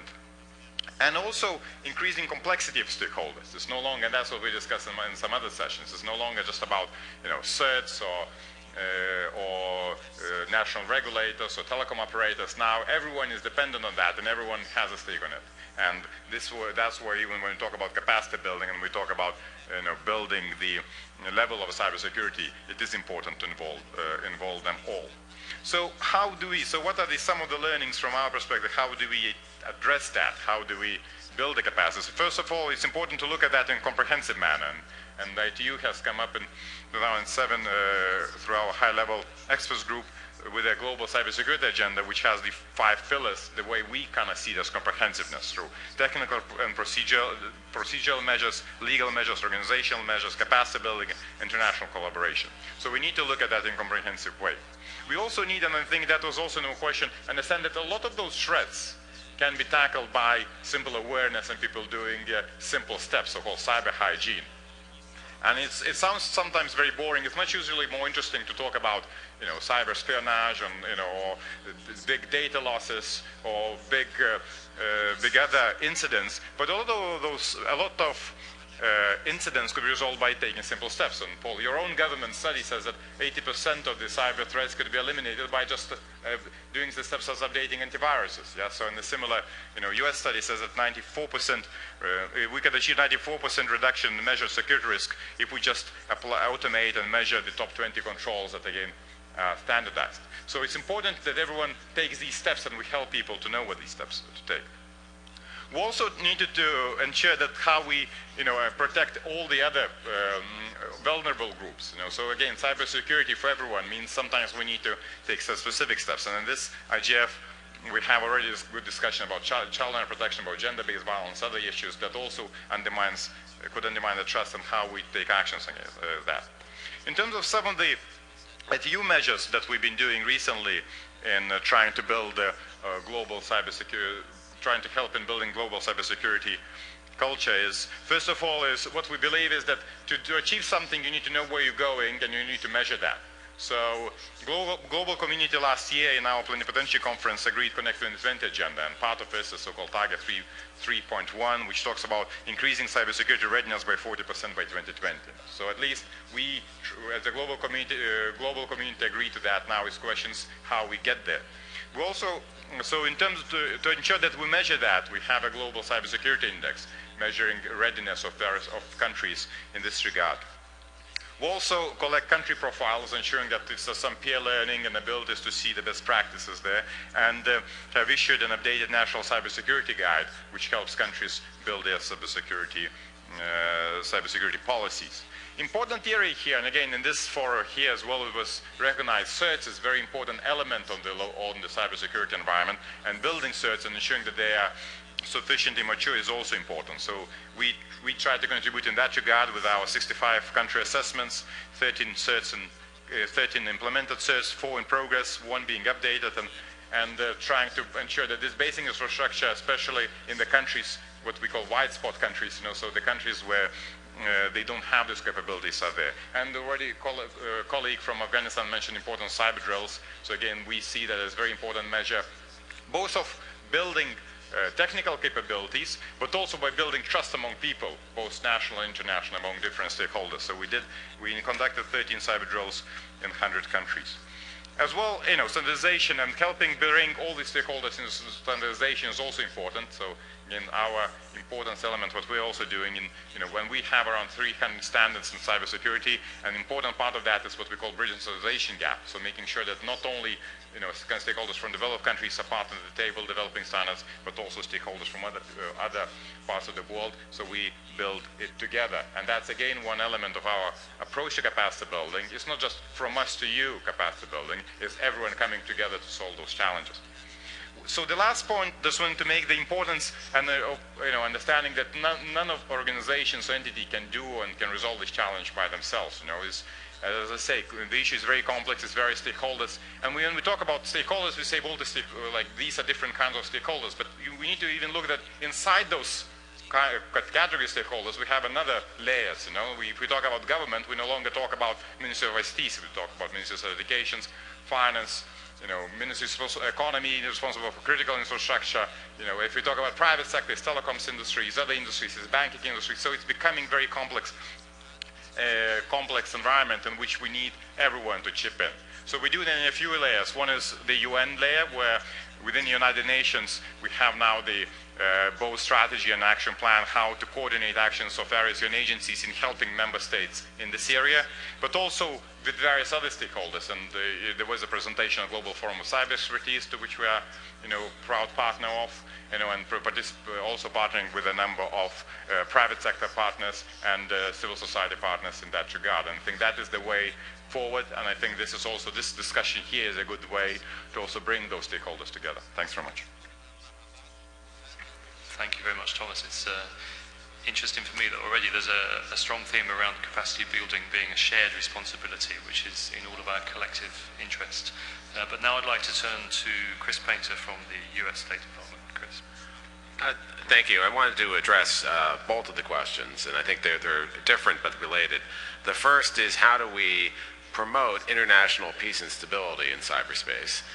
And the second is a more general issue of capacity building, and I want to talk about both of those. In the realm of promoting international stability in cyberspace, this is very important because having a more stable cyber environment overall, where states don't have an incentive to break that stability and cause disruptions, makes the entire ecosystem more secure and leads to better security generally and better stability throughout the world.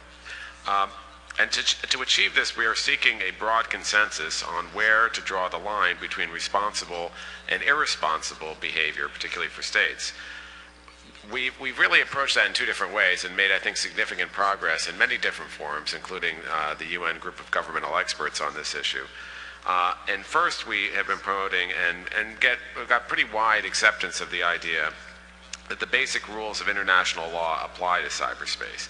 Acts of aggression are not permissible, and countries that are hurt by an attack have a right to respond in ways that are appropriate, proportional, and that minimize harm to innocent parties. But we also support an additional set of principles, and this is the part of the question that said, are there principles that we can bring forward? And indeed there are. There are principles that we've been promoting, both that gained acceptance in this group of governmental experts, which comprised of 20 countries, but are getting wider acceptance around the world, and we're hoping to have many more countries realize the value of these principles or these norms that get wider acceptance, and therefore I think it leads to the more stable environment. We view these as universal concepts that would be really attractive to all states, and something that I think we can make great progress on, and I'll list them. One is that no country should conduct or knowingly support online activity that intentionally damages critical infrastructure or impairs the use of it to provide services to the public. Obviously, not attacking critical infrastructure in peacetime really does lead to a more stable environment if countries sign up to that. That no country should conduct or knowingly support activity intended to prevent national computer security incident response teams from responding to cyber incidents, or use its own teams to enable online activity that is intended to do harm. Basically, use certs for good and don't attack certs. And again, if you think about the certs as the way to actually handle incidents, attacking them would lead to great instability, and it's important for governments to recognize this.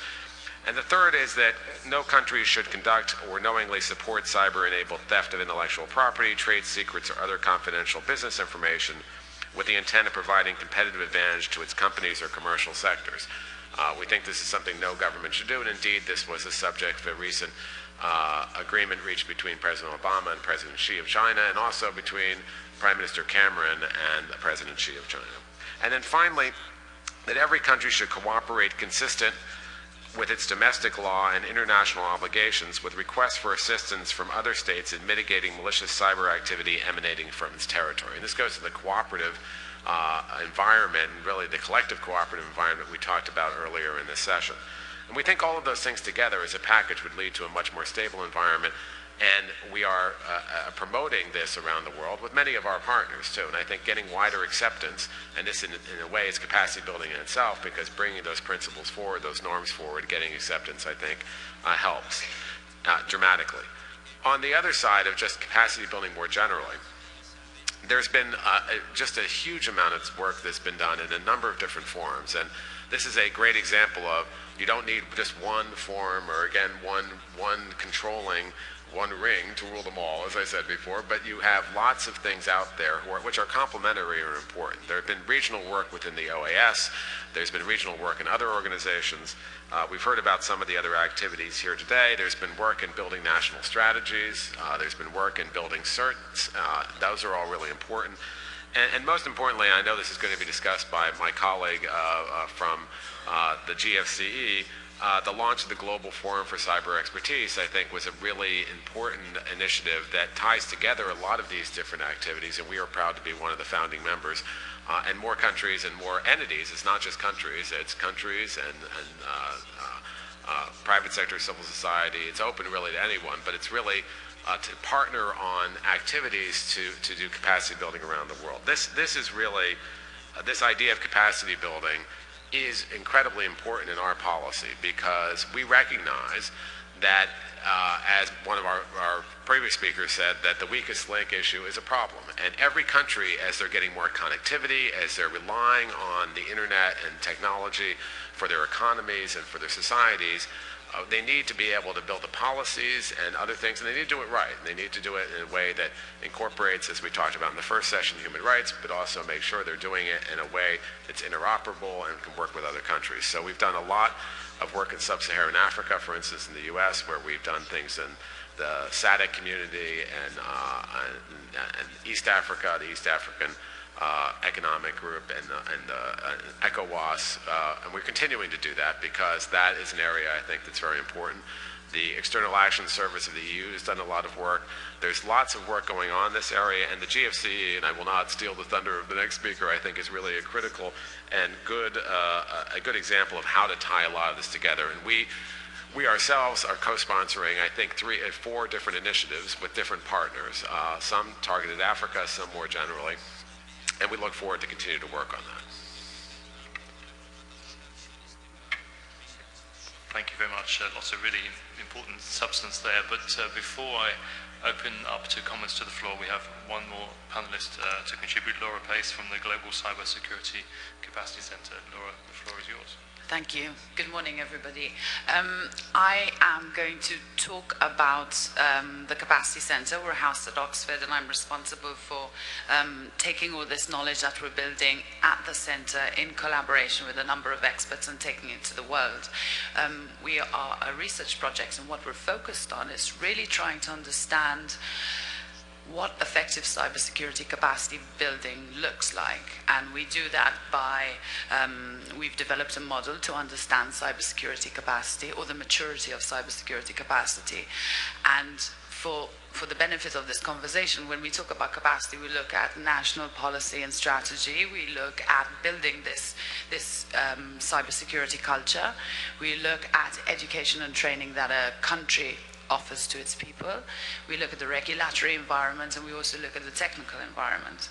And what we're doing is, through this model, deploying it across the world through international organizations from the international community and also directly with governments, is gather this learning and experience of how people have built their capacity and understand really what works and what doesn't. So maybe when we talk about international cooperation, we can be a little bit more strategic in trying to make that happen.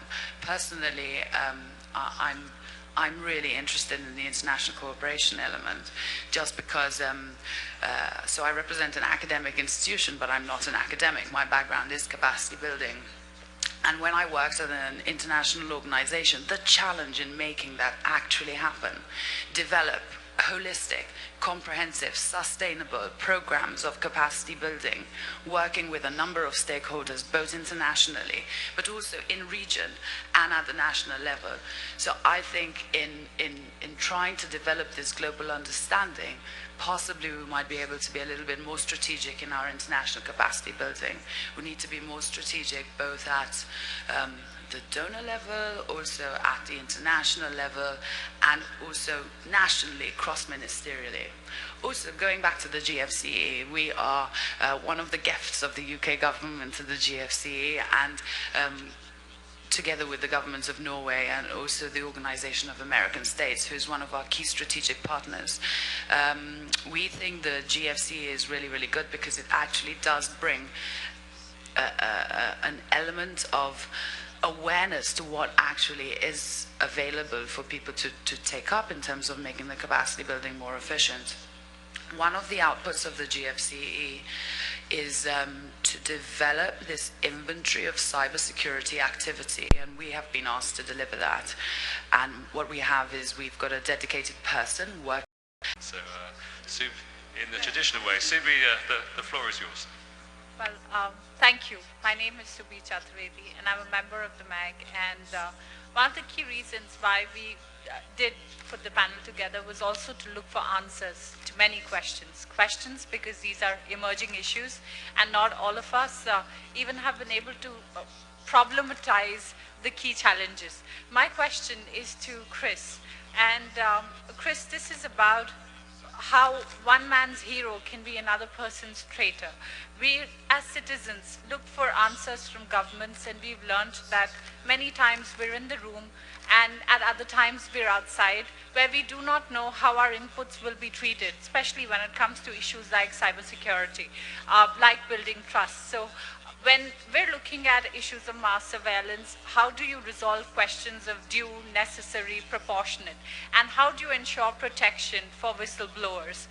Because it's not easy after you've told the story. Many times recourse is difficult, because this is at the heart of the conversation. National security and free speech and expression and human rights online should not be at cross purposes. So that's the first question. And the second short question is, when we're looking at collaboration collaboration between certs and transnational agencies, law enforcement or online agencies, if we follow due process, it's a very, very long time to get a response. So how can we develop mutual trust without looking at just government interventions? When you're looking at crime that happens online, it's in real time, and there are many actors who are collaborating together. So what are the alternatives, not just the formal processes? So 2 questions going your way, Chris. Thank you.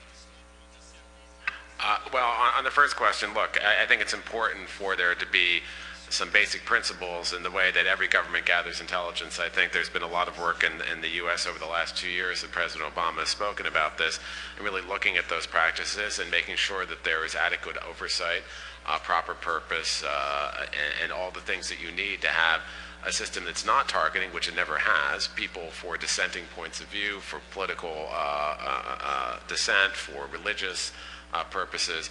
But that's not true from a lot of other governments. And I think one of the things that is a concern, and I mentioned this before, is when governments use the excuse of cybersecurity, which is important and they should be doing it, in a way that they're trying to draw absolute sovereignty around their borders and not respecting internationally accepted human rights and the free flow of that kind of information. So we see this more and more. So one of the big parts, and this really does tie into the capacity building effort, when we do capacity building around the world, we bring our colleagues from our democracy and human rights group at the State Department with us. So we're not just talking about cybersecurity and cybercrime, but we're talking about some of the human rights aspects too.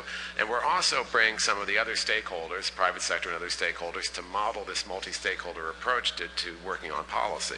And as governments are grappling with this issue, it's important that they understand those competing concerns, and often not competing, often complementary concerns, and take that into account. On the second question, remind the second question again was? Collaborating between agencies.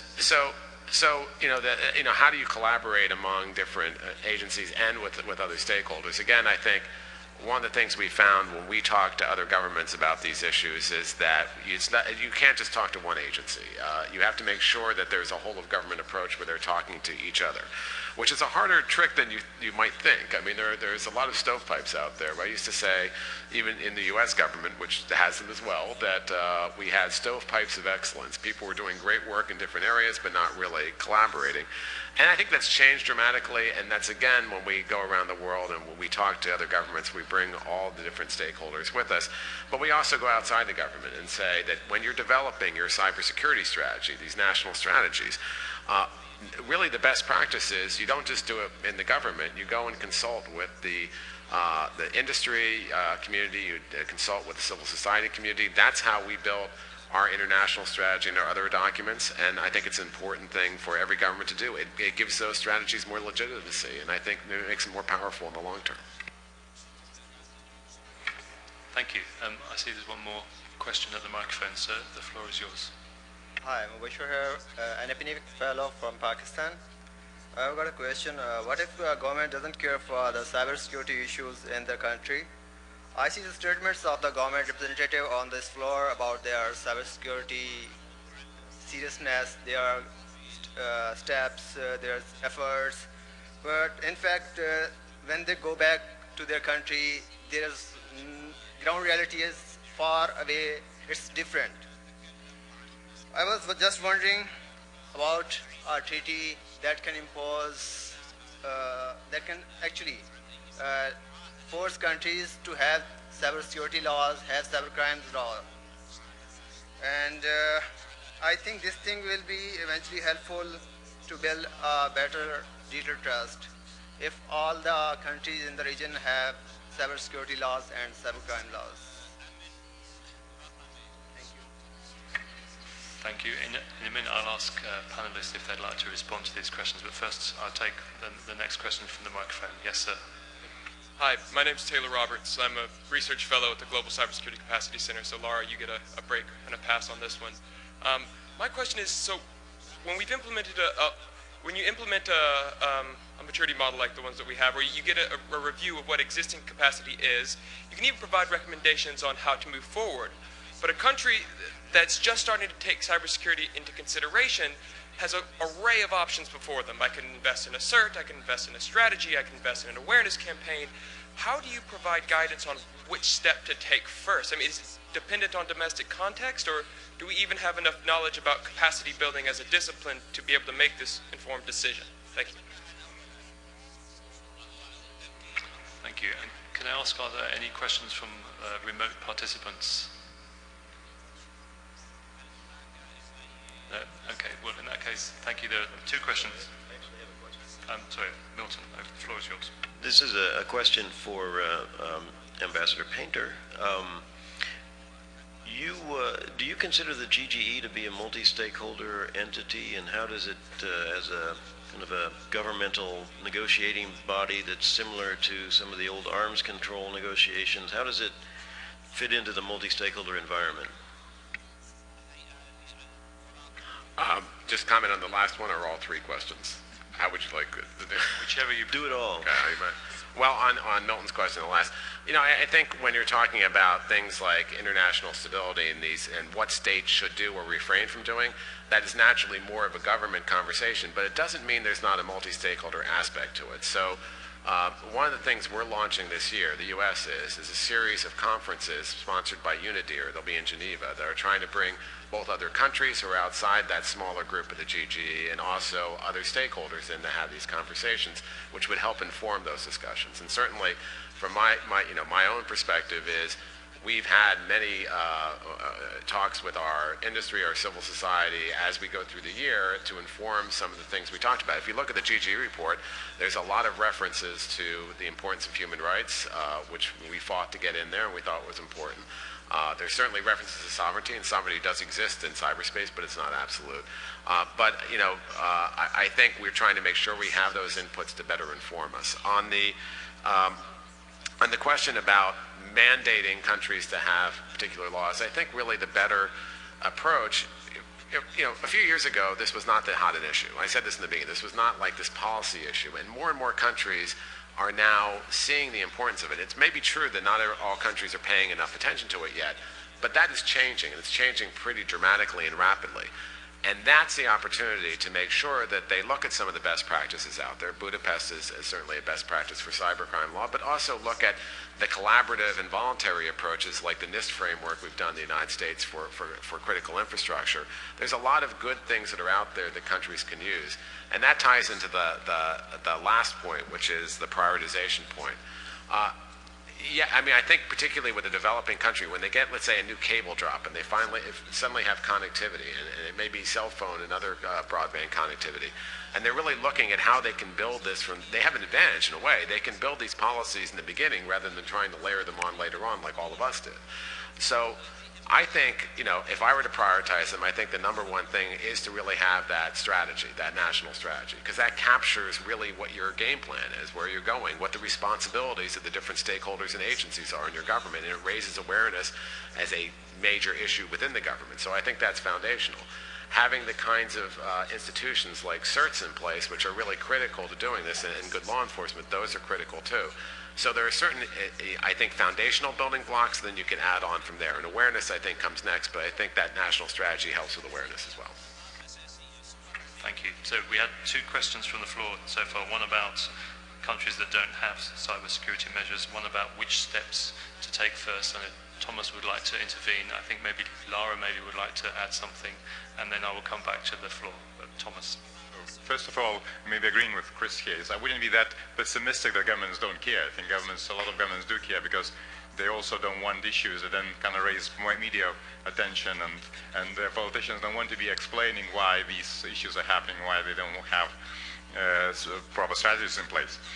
However, there are some also ways to do a peer pressure as well, so at least from our perspective, what we're doing, for example, what I mentioned, the targets, agreeing and having a government commit to the target, and then knowing that will be measured, so how the governments are achieving that is usually not a bad way, because, again, no one wants to be seen them lower in the league, in a list of the achieving countries, so they actually, and that again grabs attention of the ministers and high-level policymakers.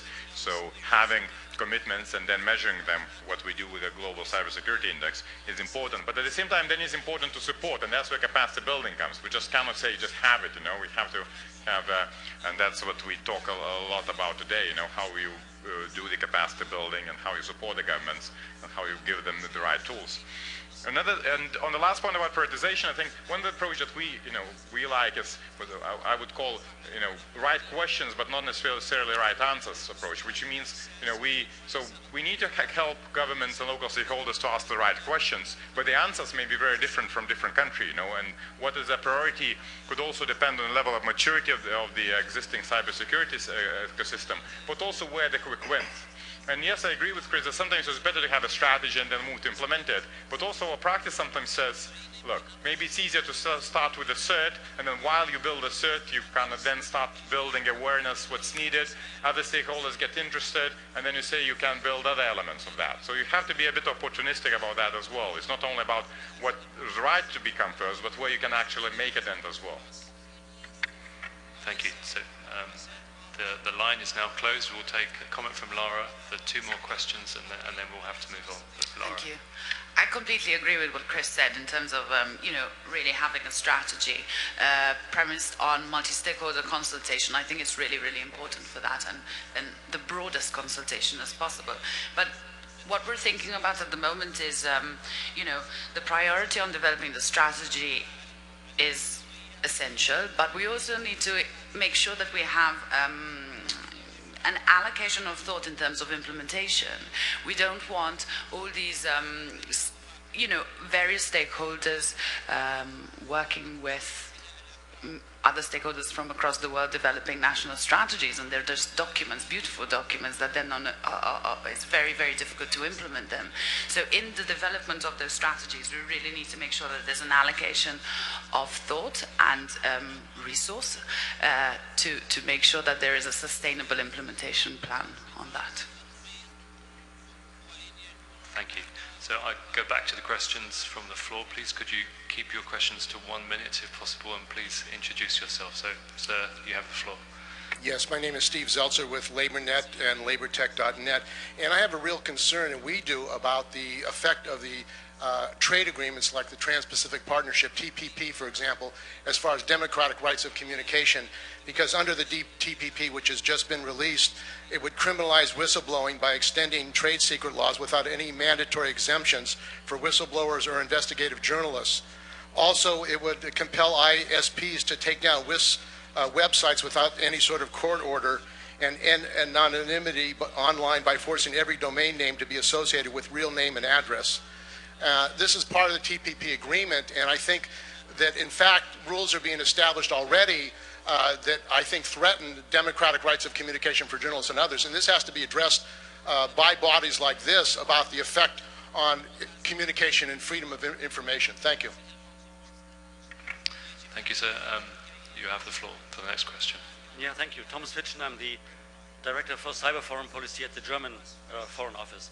I will skip the observation I wanted to make on the political importance of capacity building, like bringing all governments at the same level when they talk about norms, but also mention another element that was in the GGE report, namely confidence building measure, as another way of developing the capacity of states to address security problems.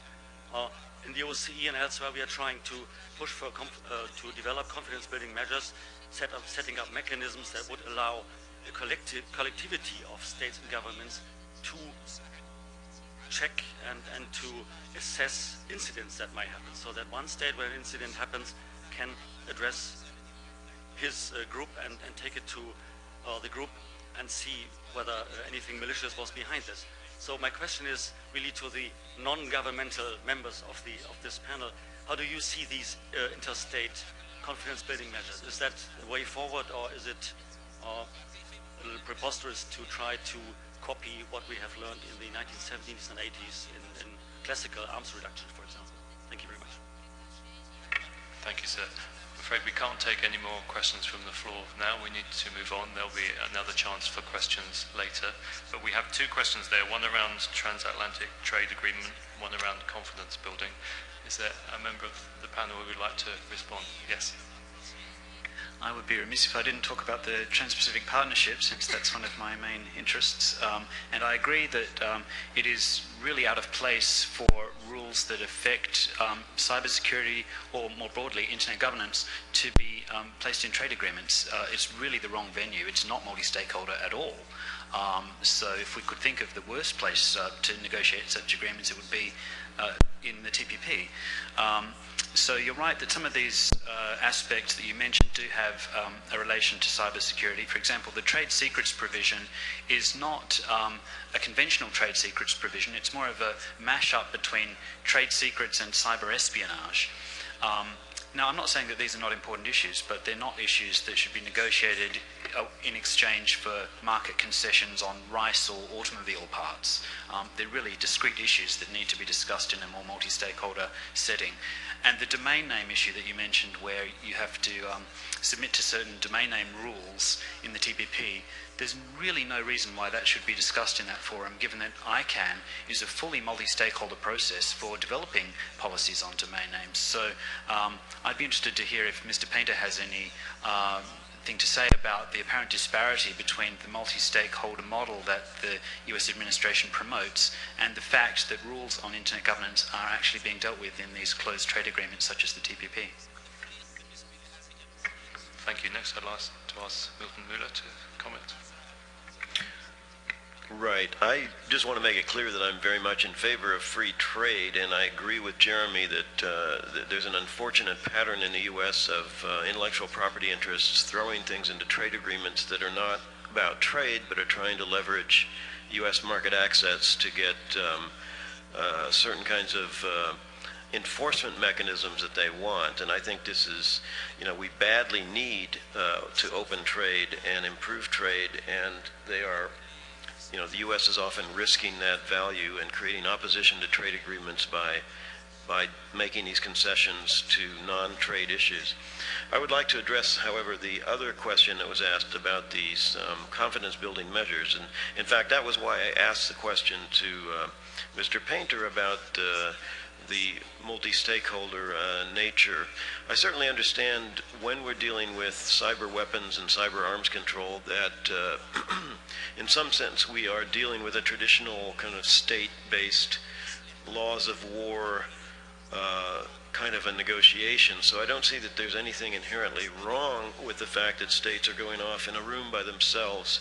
However, I think that the larger cybersecurity problem, as I said earlier, has to be handled in a distributed, decentralized, and multi-stakeholder way. And equally important, we have to resist the tendency of states to try to jurisdictionalize or border cyberspace along national territorial grounds. This is in the name of cybersecurity. We have to really, that's something that fundamentally threatens the nature of the internet. Thank you. Well, we're already starting to move on to our next topic, which is around multi-stakeholderism. So I will ask Chris to respond to some of those points when he speaks in the next section. But for now, I'll hand back to my co-moderator. Thank you. Thank you, Paul. Yes, it's on. Multi-stakeholderism is the next topic we're moving on. And the main question that we're putting down here is, what are examples of successful, proactive, and reactive collaborations to address cybersecurity challenges, either nationally, regionally, or globally, within a sector or across sectors? And we're going to do that on the basis of 3 questions. The first one is, how can we amplify multi-stakeholder participation in promoting international stability of the Internet and enhancing cooperation in global Internet governance toward a secure cyberspace? The second question is, how do we enhance digital trust and protect privacy through bilateral and multi-stakeholder initiatives and collaborative spaces? And the third question is, what case studies are available? And I'm going to open the floor with Microsoft and ask Carolyn Yuen to make an intervention. Thank you very much, and thank you very much for enabling me to participate in this panel. So a couple of things, because our name has been mentioned a couple of times now this morning. I want to start by first addressing that, which is the notion of trust and the notion of trustworthiness. Several speakers this morning mentioned that the focus of the conversation needs to be about establishing a trusted relationship with within the ecosystem, and it's not just about technology. So that for us, that is very, very much important. We were the ones who launched the concept of trustworthiness initially of the computing system, but now increasingly that has to be trustworthiness of the ecosystem. And it is within that context and that process that we've been working to enable trust with our partners, our users, but also the governments of the countries in which we work. And I think that that was part of the conversation that Milton brought up with respect to the issue that we have with the Irish government and our actions against the US government. It is entirely to try to establish trust and address some of the surveillance issues that's come up around the world. Without that trust within the ecosystem, it's not possible to address many of the vision and realize that. From that, I just want to move on to the question of the panel, which is very much about multi-stakeholder. We strongly believe that there's no one stakeholder that can solve and address this issue on their own. So let me take a couple of examples. Within Microsoft, we have tried to establish software that are safe and trustworthy for all of our users around the world. With respect to that, we do collect information and data to understand the impact of malwares and infection rates around the world. So in 2013, Microsoft established something called the Digital Crimes Unit, which is where we work to take down botnets. The organization includes former prosecutors, police officers, technical analysts, bankers, engineers, and physicists, and we work very, very closely with law enforcement agencies around the world as well as governments around the world. We have operations in Washington, Brussels, Singapore, Beijing, Berlin, and Tokyo. This is also where we also address the question of transparency. Within the center, let me talk about some of the multi-stakeholder examples, and I'll highlight two. One is the Captcha botnet, which targeted banks and their customers in Europe. And we worked on this with the UK government. What came out of this, and this is more in the reactive category, is that we partnered and announced a partnership with the Financial Services Information Sharing and Analysis Center. For those of you who are not familiar with the FS-ISAC, it's the global financial industry's go-to resource for cyber and physical threat intelligence analysis and sharing. In September of last year, we announced a partnership where we will make our own cyber threat intelligence program feed available to FS-ISAC members so that they can receive near real-time information on known malware infections that are affecting more than 67 million unique IP addresses around the world. There's also information such as DDoS attacks as well as botnets.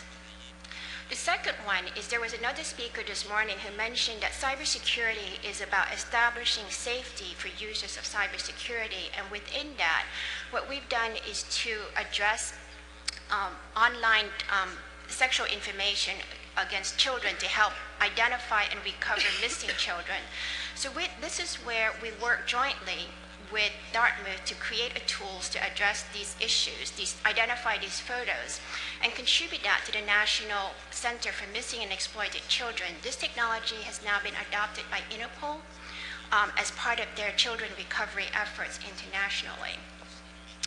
On the reactive side, as part of our operations, we strongly believe in creating a safer cybersecurity model for all, and it is that within that we start to explore predictive cybersecurity models that can advance the understanding of key technical and non-technical factors that contribute to cybersecurity.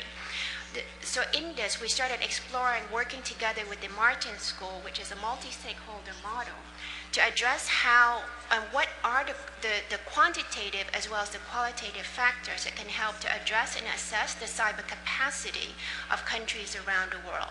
So those are some of the examples of multi-stakeholder processes, both reactive as well as proactive, that are ongoing and being implemented today. Thank you. We're going to move to your neighbor, Audrey Plonkus with Intel, and please, you have the floor. Thank you. Well, I think we've already had quite a robust discussion about multi-stakeholder on this topic already, but so not to duplicate anything that's already been said, the first question about how do we amplify multi-stakeholder participation in promoting international stability. I think that this gets to the points that Milton has brought up and the responses from Mr. Painter.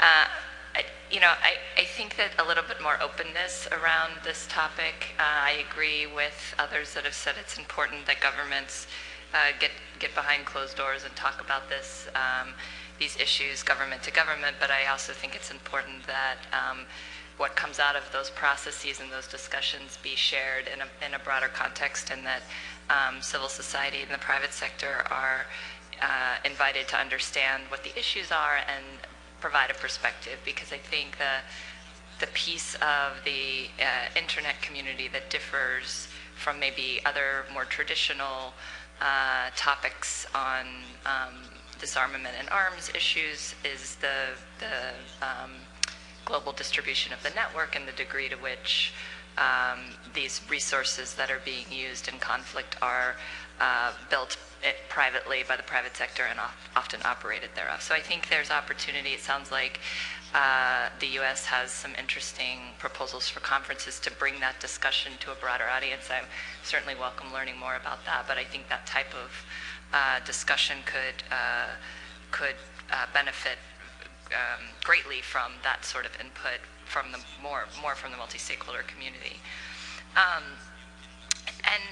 I think Carolyn has already touched on a lot of examples there, and some of my other colleagues have mentioned the anti-phishing working group. We've mentioned the MOG, the Messaging and Anti-Abuse Working Group. I think I'll go back to my earlier comment about the sort of umbrella, the chapeau nature of cybersecurity. I think if you broke it down into specific components like incident response or national strategies or public-private partnerships, you would see that within those there's a variety of examples on how multi-stakeholder communities come together in a lot of cases. And then I think there's a lot of opportunity for improvement. To the question that I think that Matthew Shears brought up earlier, how do we actually implement that in a policy format? I think that is the challenge that's worth discussing in this session and others going forward. Is how does the community, the multi-stakeholder community, encourage open processes around cybersecurity policy making in different countries as the goals that came out of the Dutch conference. One example I will give that I don't know has been given, and since our Dutch colleagues have unfortunately gone, but I would defer to Mr. Painter on this as well. But the process of the global cyberspace conferences started in a much more closed fashion and have evolved over the years to be much more open and multi-stakeholder. And I think the evolution of that. And I'm not trying to say it's perfect, I'm just saying that it has certainly advanced from really a government, intended to be a government discussion, to having more participation. And so I think that's very welcome by the community and something we can point to show the benefit of opening up discussions around cybersecurity specifically, but also broader internet governance issues to the multi-stakeholder community. Thank you. Thank you. Next we go to Michael Kaiser, and I have to read it, which is the National Cyber Safety Alliance. And please, the floor is yours, Michael. Great, thank you. First of all, it's an honor and privilege to be here. Thank you, Mr. Chairman, for having us in, and our moderators for doing such a fine job this morning. You guys are doing great. So I'm going to talk a little bit just about a specific multi-stakeholder approach. We are the National Cybersecurity Alliance. We are a public-private organization. We are funded by industry and government. We are created as a multi-stakeholder partnership to do work in education awareness. So it's not just that we participate in multi-stakeholder processes, but we are a multi-stakeholder process. So we very much believe in this. So I'm going to just talk quickly about, one of the questions we haven't even talked about is why we even have a multi-stakeholder process in cybersecurity. Why is it important, right? Well, the scale is gigantic. There's no one who can do this on their own. We have to do this together. And no one owns this all together. Everybody owns this. Cybersecurity is something we all own. Governments own it. NGOs own it. Industry owns it. Individual users own it. We all own this together. Therefore, we have to work together on this. The other part is that cybersecurity is not cheap. And so there's no one who's going to pay for all this. So we're only going to get this done if we leverage the investments that we're all making together. So we have to find a way to take the investments that we do have and put those together to create something that's bigger than what we could do on our own. And that's a really important element, I think, that underlies some of this.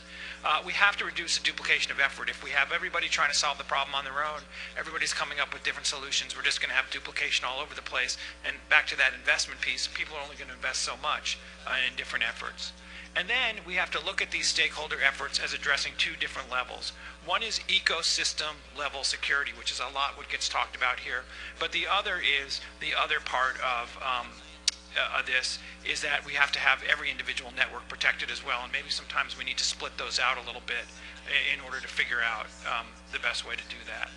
So some of the elements that I see in these public-private multi-stakeholder processes are you've got to have broad involvement, and you have to be open to letting people at the table, and you have to let them in at any part in the process. Like, you could start down a path and you could be way down a path, and then there's new people you find. You guess what? You just got to open the door and let them in, because you don't have any choice, because that's what a true multi-stakeholder process is. It starts, I think, like I said earlier, with a narrow focus as being very, very important. Has to be grounded in a shared problem. Our best experience has been around messaging.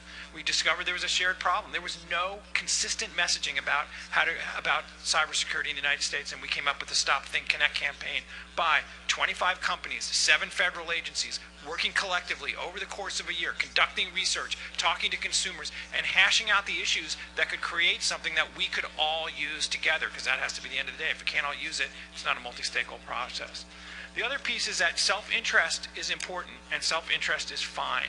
And multi-stakeholder processes must allow people to come to the table and must be able to express their self-interest, and that self-interest must be incorporated into the end result, because we do have self-interests, and to say that we're coming and putting those aside will never end up in a result that will be good.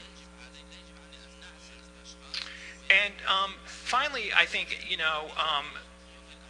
that we have to look at this as an effort that is owned by the partnership and not created on behalf of by somebody else. Nobody else can create a multi-stakeholder process for somebody else. You have to be part of it. It has to be owned.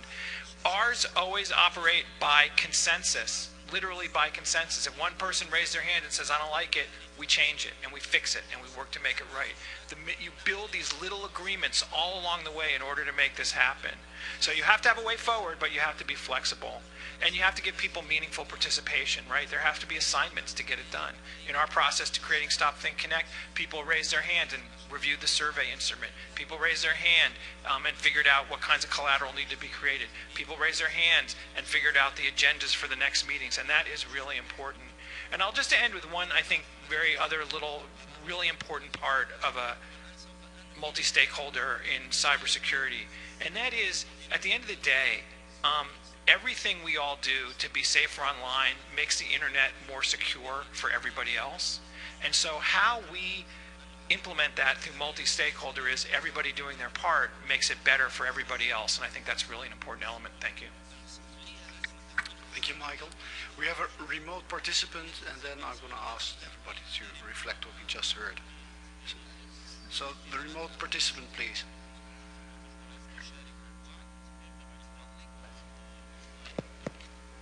Thanks, Chair.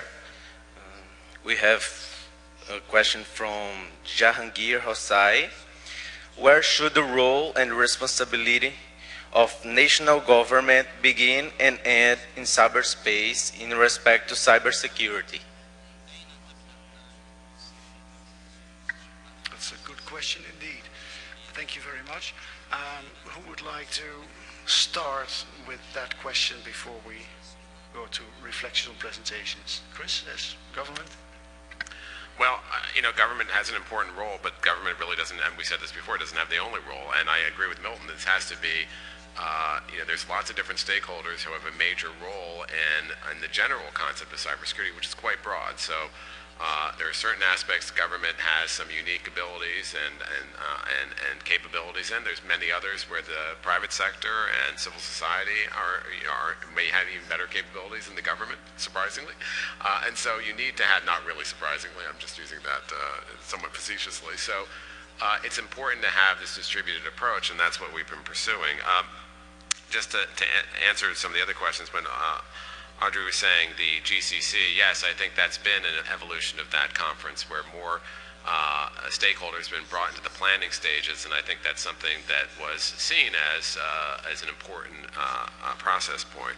On the question on the TPP, I just say that it's a very important agreement, and I think one of the things that it helps preserve, frankly, is freedom of expression by defending against the threat of balkanization of the internet through the creation of firewalls at borders. But in the U.S., and I think in every country that's a member of it, there will be now a consultation and debate. The text is online in the U.S.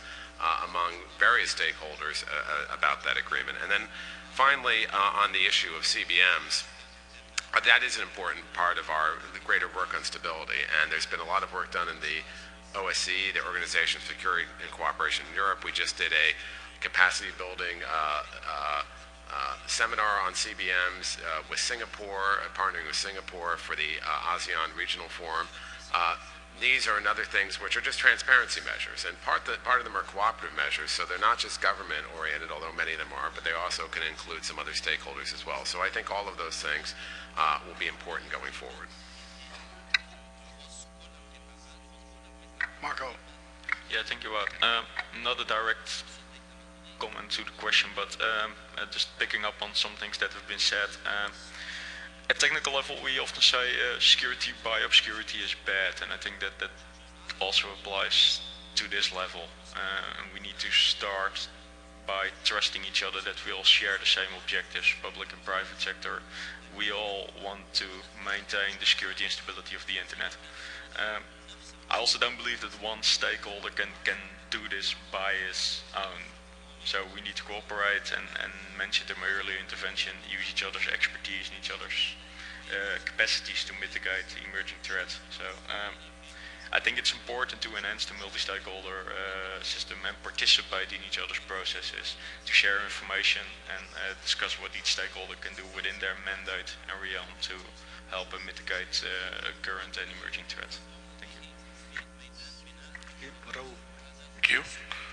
Just taking off from what Mr. Chris Painter said, and from what where he agreed with Milton regarding the comments of, and also from the question, specific question, the last question which was asked, what constitutes, sort of what is the domain in which the government should be getting involved, and what are the domains which should be left to the others, which are best handled by as per their own respective set of competencies. So possibly I would be interested to know if there is any larger discussion on this specific subject, and maybe what is the appropriate forum where this could be sort of beaten out properly and constructed in the form of a particular model, so that it's more easily understandable and we are at a common understanding on this issue, number one. And number two, on the point of multi-stakeholderism, I just support a point very well made by Michael, which I think is basically that,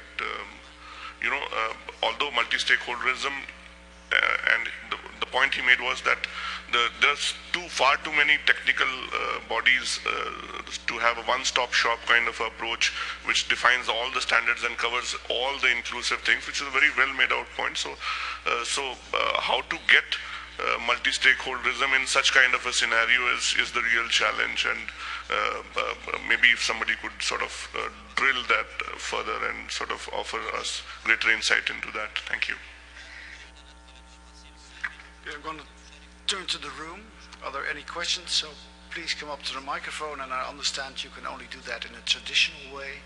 So I've learned something today also. But perhaps before somebody does so, I would like to make one comment.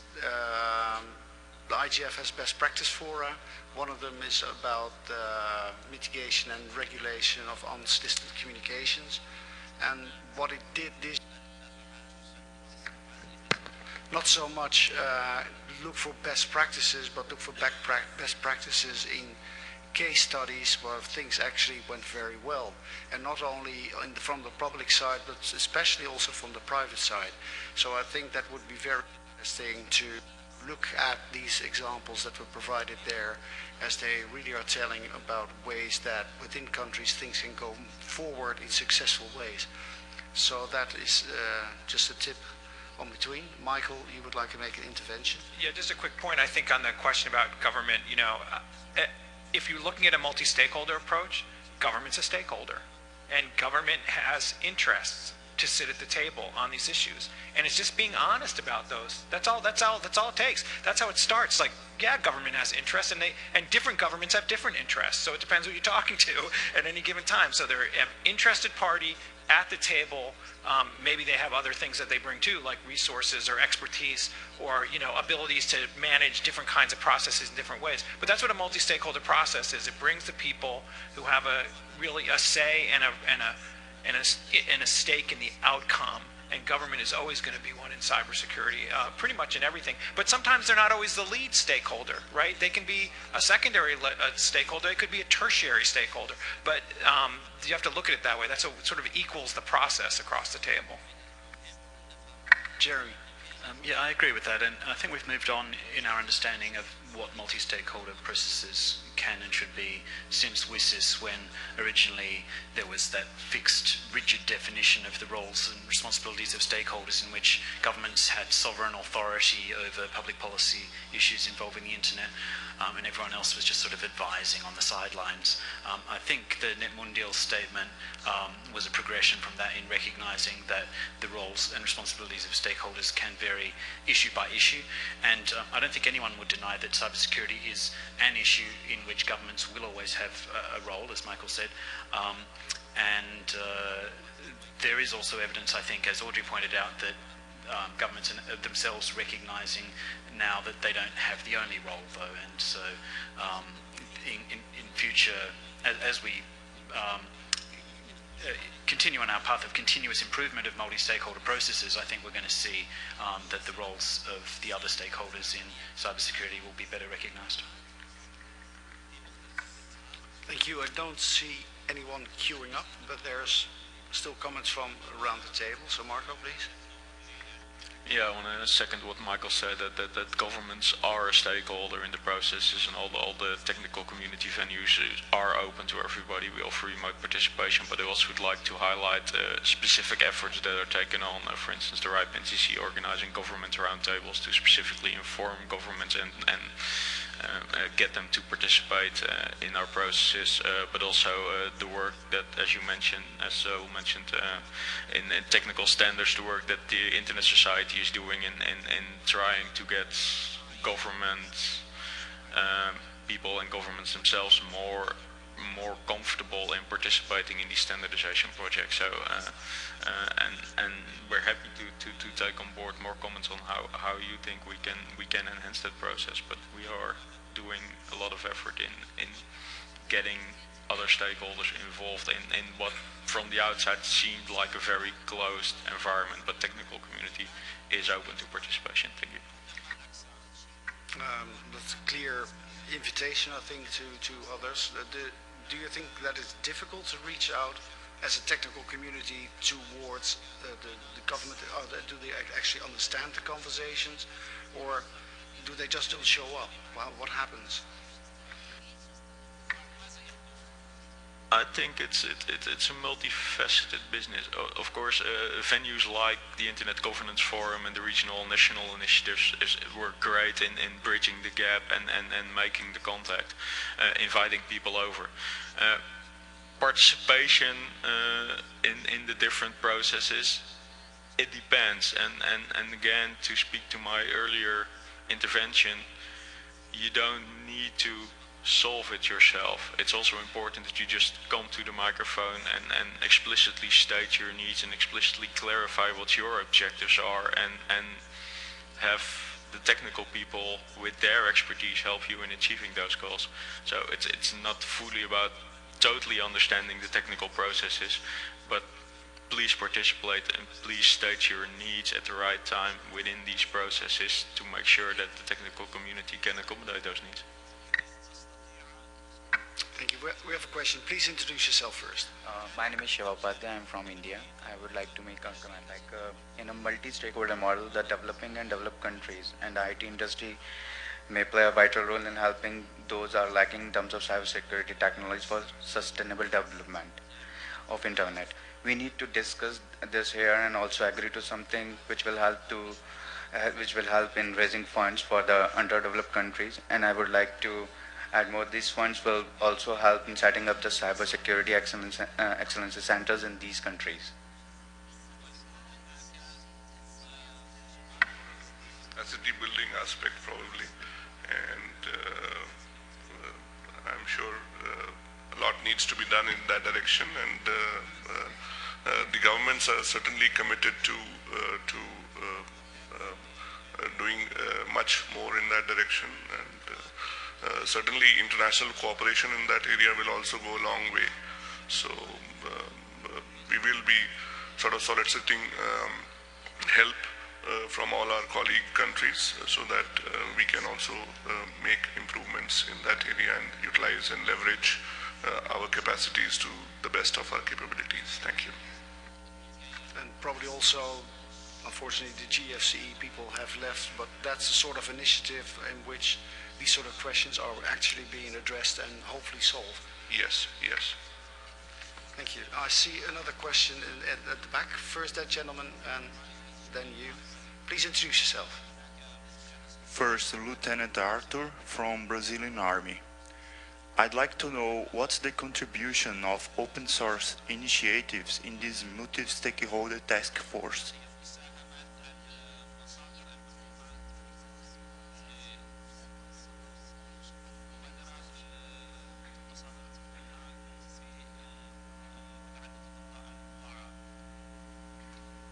Sorry, you want to take another question first off? No, it's fine. Just answer the question if you can. In a sense, I think open source and the open source community itself is a multi-stakeholder process. I think that's one of the benefits of open source is you can contribute and everything happens out in the open, which from a security paradigm is a good thing, we believe. So not exactly sure whether I captured your question correctly, but what's the role of open source and multi-stakeholder? I think we should see open source and especially the larger developments that are going on as one of the multi-stakeholder processes where I believe everybody should have their role and their say in what their needs are and work on this together to enhance the security.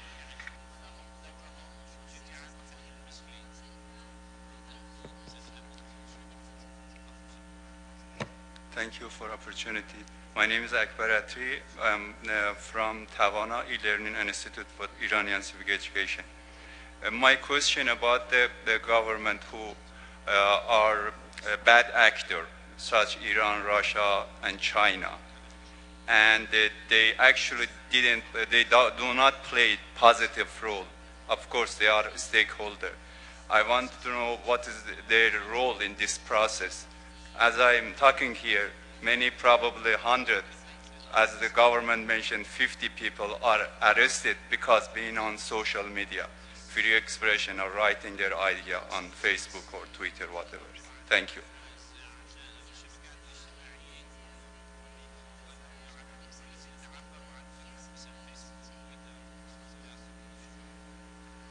We take one final question, and thank you for that comment. Thanks a lot. Giovanna Di Minico, Professor of Constitutional Law, University of Naples, Federico II. I was wondering if there is a contradiction between the European and also American policy in cybersecurity and, on the other hand, the policy that aims to force the over the top to create the back doors, because the back doors, if allow government to enter in the platform at the same time, make this platform less secure. That's all. Thanks. Thank you. I would like to respond to that more comment than question. Then any last thoughts of the panel on this topic, and otherwise I'll hand over to Paul to do the last section of this stimulating debate. Okay, thank you. Well, we're now then moving into the last section of our conversation this morning. And we'd like to start to think about what the next steps should be, what practical and concrete steps can be taken, or what initiatives could be implemented, what other evidence-based research is needed. And we set two questions for this concluding part of the discussion. First question, how can cybersecurity be more open, accountable and transparent? And secondly, what are the next steps and what processes can and should be part of those next steps? And I'm going to ask Jeremy Malcolm just to kick off with a few thoughts on that before opening it up again to the rest of the panel and to the floor. So Jeremy, would you like to just say a few words to start us off? Thanks. I could, unless someone else would like to go first, because I wasn't expecting that. So does anyone else wish to go first while I ponder?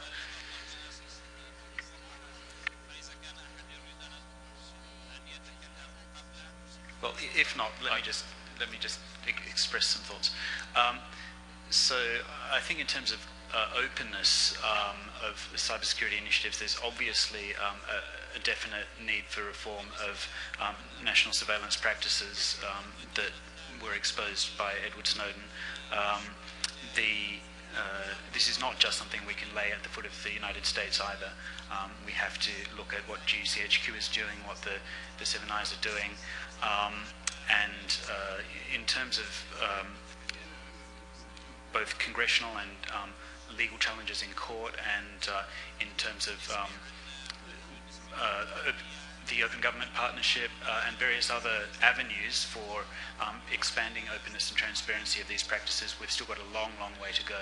So that's something that we haven't really spoken too much about in this panel, but I thought I'd throw that in.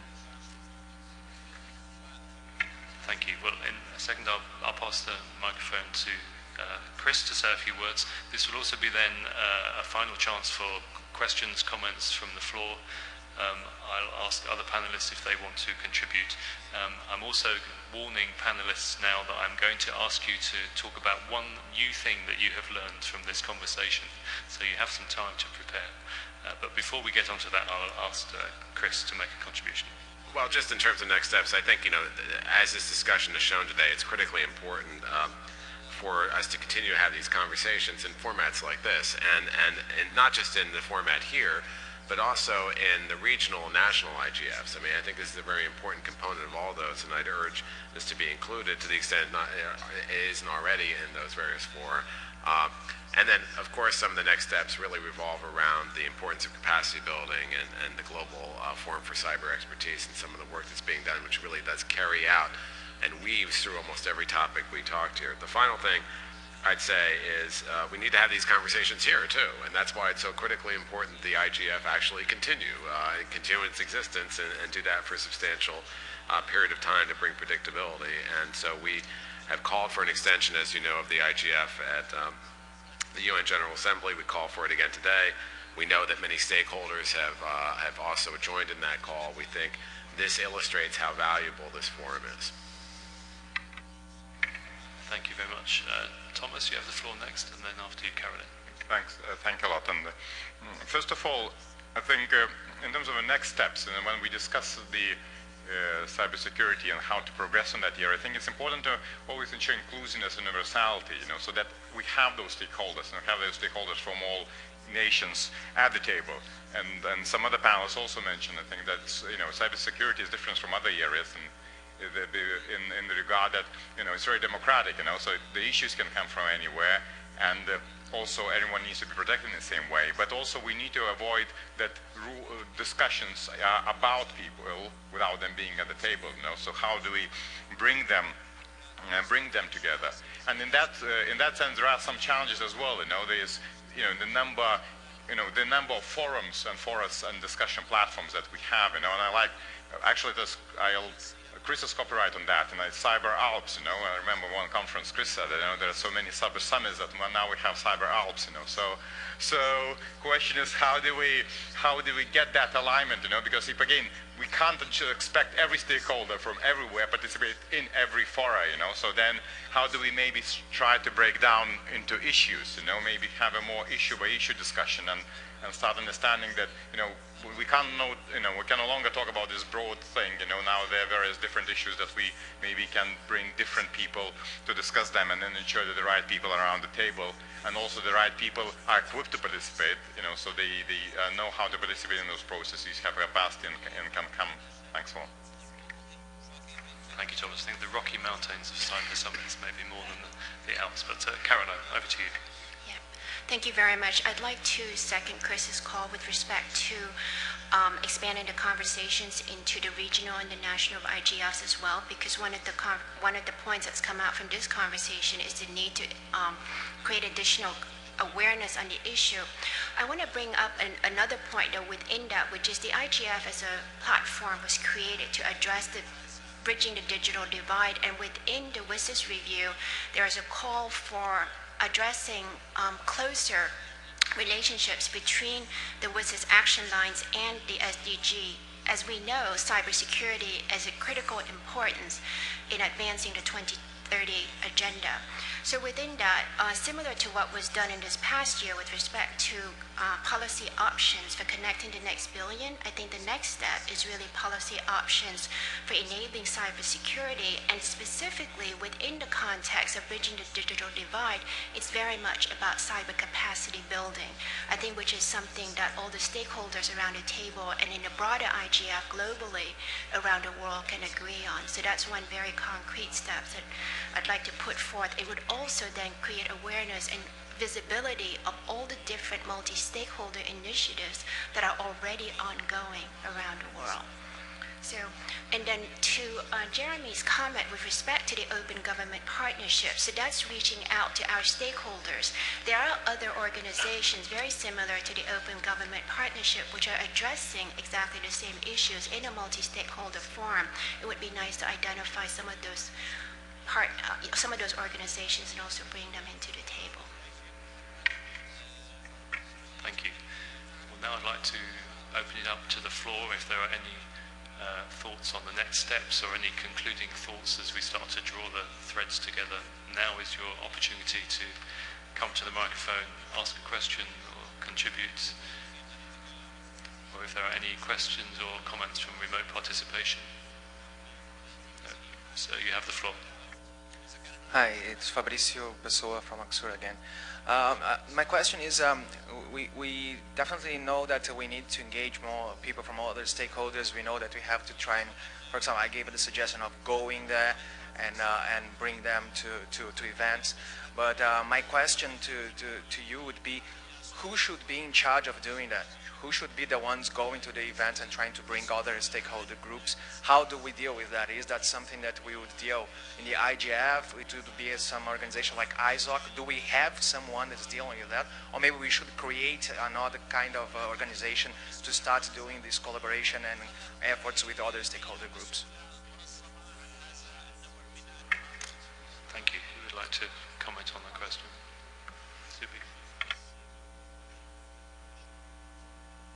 So I do think there's a challenge in making sure that people are involved in all these conversations, but I don't think creating a centralized way to do this is really the way to go about it. I think what we've heard from many of the panelists is there's really a richness of the various opportunities out there for people to participate, and we just need to make sure those are as inclusive as possible. I do think, and reflecting back on my colleague from Oxford, doing things, and even with my colleague from the ITU, doing things that list what's available out there and that people can understand what they can participate really is, I think, a more effective way than trying to create some sort of bureaucratic structure that would do this, because I don't think any one organization can do it alone. ISAC certainly has a role. Many institutions around the world have a role, and some of them are regional and some of them are international and some of them are national.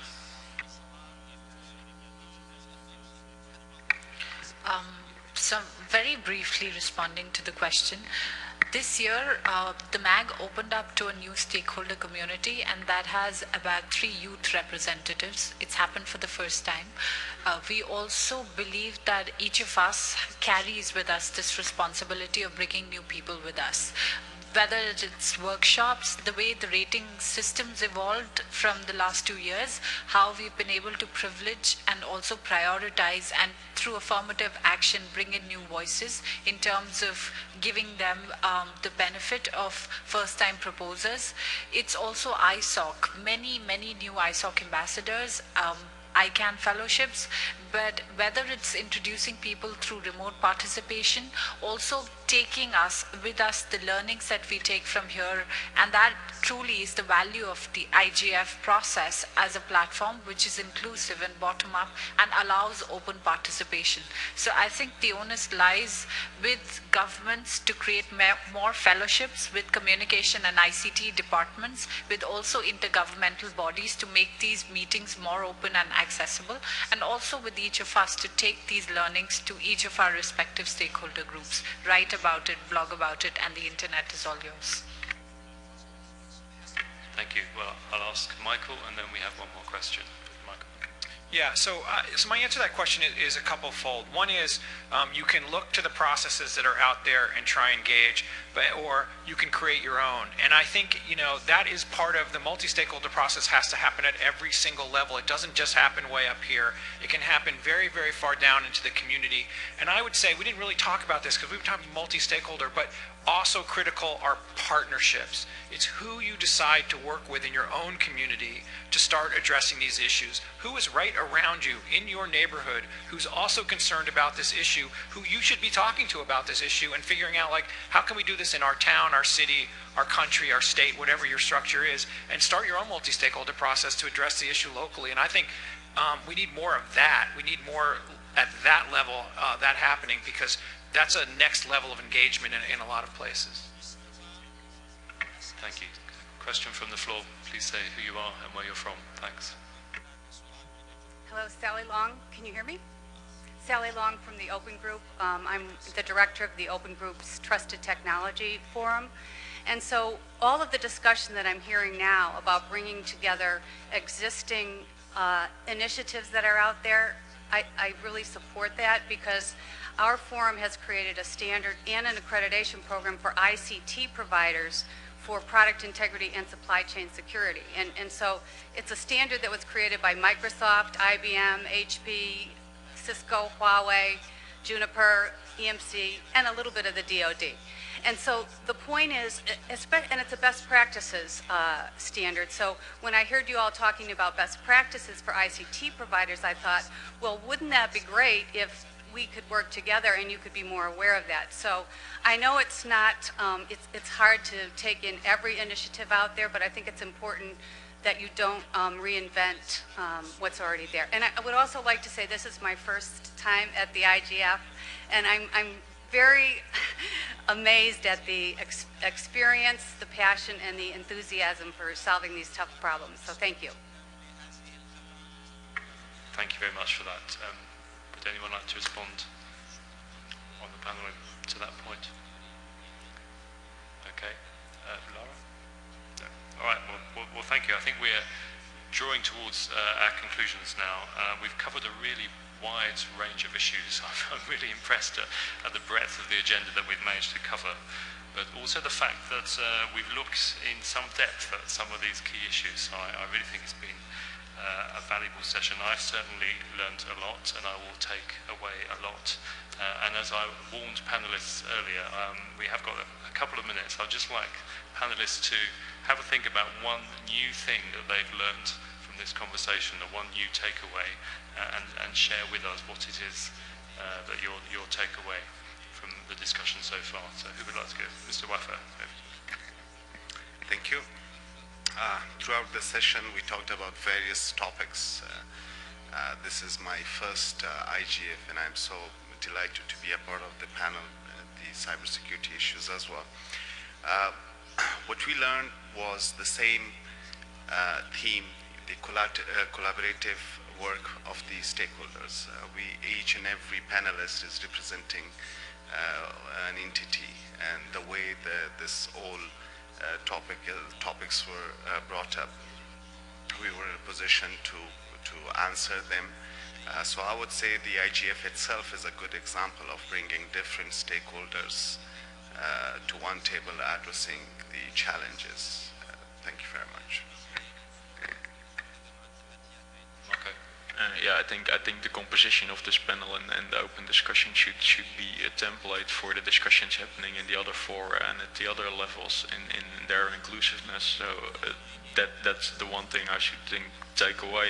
But I also like to observe that as much as we should not force people, forcibly exclude people from anything, we cannot also not force them to participate. The invites are there, the fora are open, but you have to take the step and participate and be willing to sit at the table. And I think that's also a great takeaway from this panel. Thomas?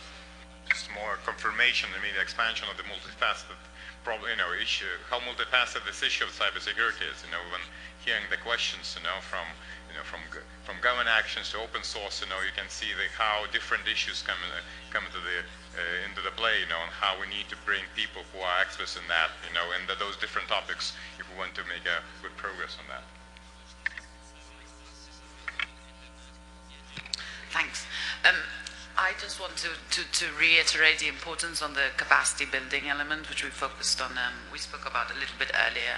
And I think that when we're looking about, when we're thinking about next steps and cybersecurity, we really need to try and raise the awareness, like across the stakeholders, as we spoke about earlier, and try and build a skilled workforce, but also a skilled civil society as much as possible. I mean, we really need to get the message out there, and I don't think it's it's incredibly challenging or expensive. And if we work together, we can come up with meaningful, practical, collaborative approaches to addressing this very big challenge.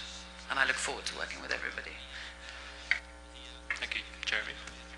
One of the takeaways from me, which I heard from Michael, but which I've also been thinking about, is that different governments have different interests in cybersecurity, and we, at the IGF, we tend to divide the stakeholder groups up into these blocks of governments as a whole, and private sector as a whole, and civil society as a whole, and that's kind of inflexible, particularly in this area where we know that there are divisions that need to be recognised and worked through, and one of the ways in which I think the multi-stakeholder model can evolve is in recognising that stakeholder groups aren't unitary, and it may sometimes be beneficial to split them up into groups of common interest, and so maybe that's something that we could see in the future evolution of cybersecurity discussions.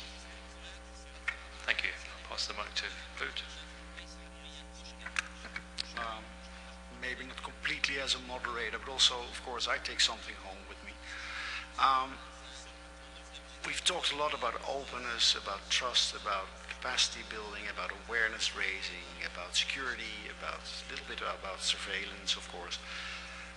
But also what struck me is the words "the weakest link," and we point to some countries in this case, but it's also about cybersecurity. If we had to fill this room with the number of parties that are involved in cybersecurity, it would probably not be big enough. So it's impossible to ever reach out to all those that should be participating. You can't force them to participate, as Marco says, but there are sort of parties that probably we never even heard of, but determine how safe our devices are, our lives are nowadays. So what I would like to share with you, and perhaps that you could take home with you, that will be next IGF next year, most likely, who are the main people in a community that is or a business community that is not present now, that we would like to have here next year, and how do we make them come and make it attractive enough for them to come. And I can give a personal example of work that I have been doing, is that I've been trying to get input for the best practices, etc. And the people said, what is that, the IGF? I never heard, why would I put all this effort into doing this? And now some of these people are actually here because all of a sudden they saw what the potential for their own work is. So how can we make it attractive for people that do not know about the IGF, but we want to have here next year? And that is something we can all do. and all think about and all reach out on. So that's what I take away from this session, and perhaps we can have a completely different conversation next year. Thank you. Carolyn. Thank you. So I want to reiterate the other comments already, that there are, I was struck by the amount of passion, but also the agreements at the high level in terms of some of the concept, the need to create trust, multi-stakeholder, etc. But I think a clear takeaway for me is that we need to figure out how to harvest that passion by focusing on what is a specific issue within cybersecurity that we want to bring people together to solve. And I think, Michael, you made that comment earlier on, because the approach has to be issue specific, and that's another way to bring people to the table. It's about interest. And that way you can have a productive conversation and a very specific conversation. Thank you. Chris. I've been to several IGFs, and I see this conversation, and particularly this conversation, I think has evolved and become better every year, and I think that's an important trend line.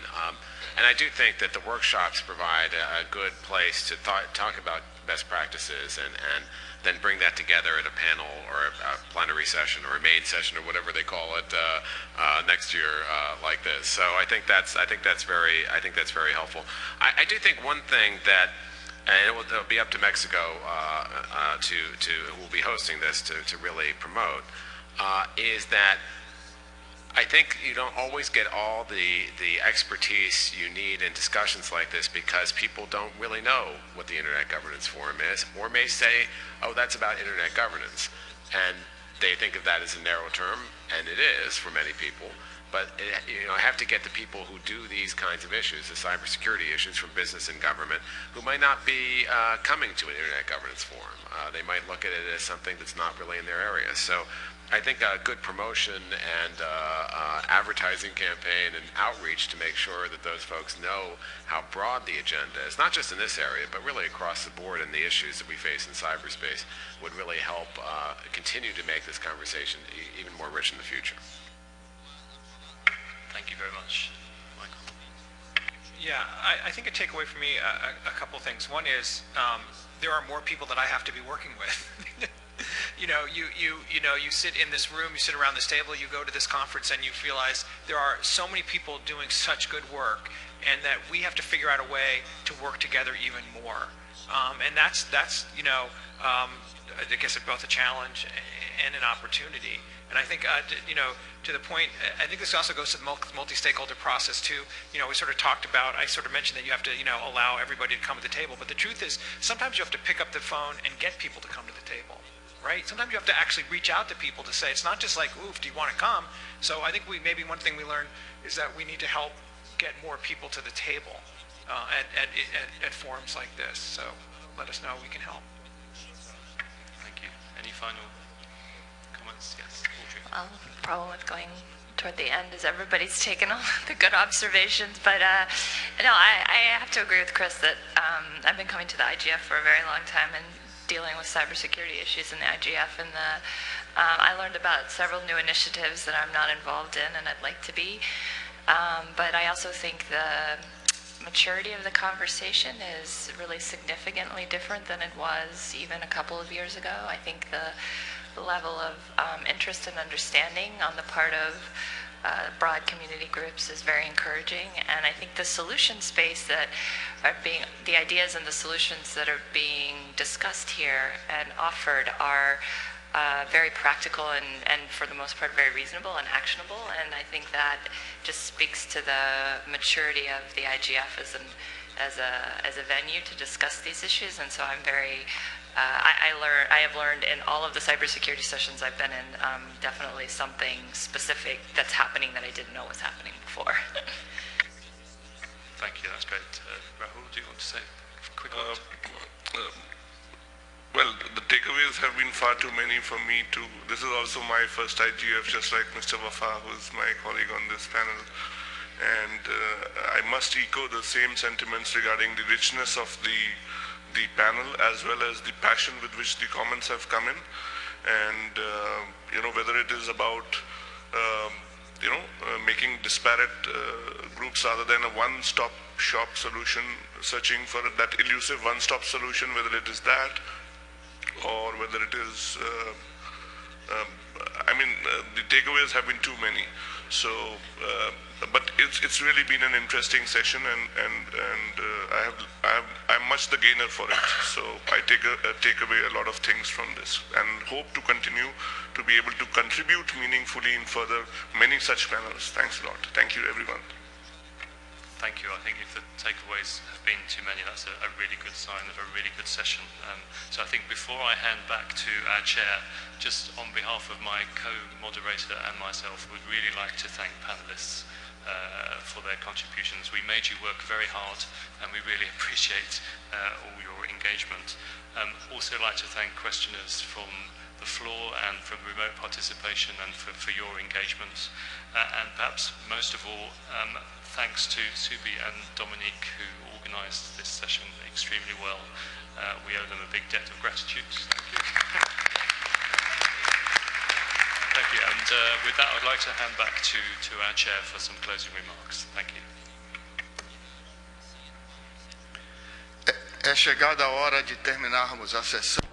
It's now time to end the session, and we would like to thank all organizers, moderators, panel members.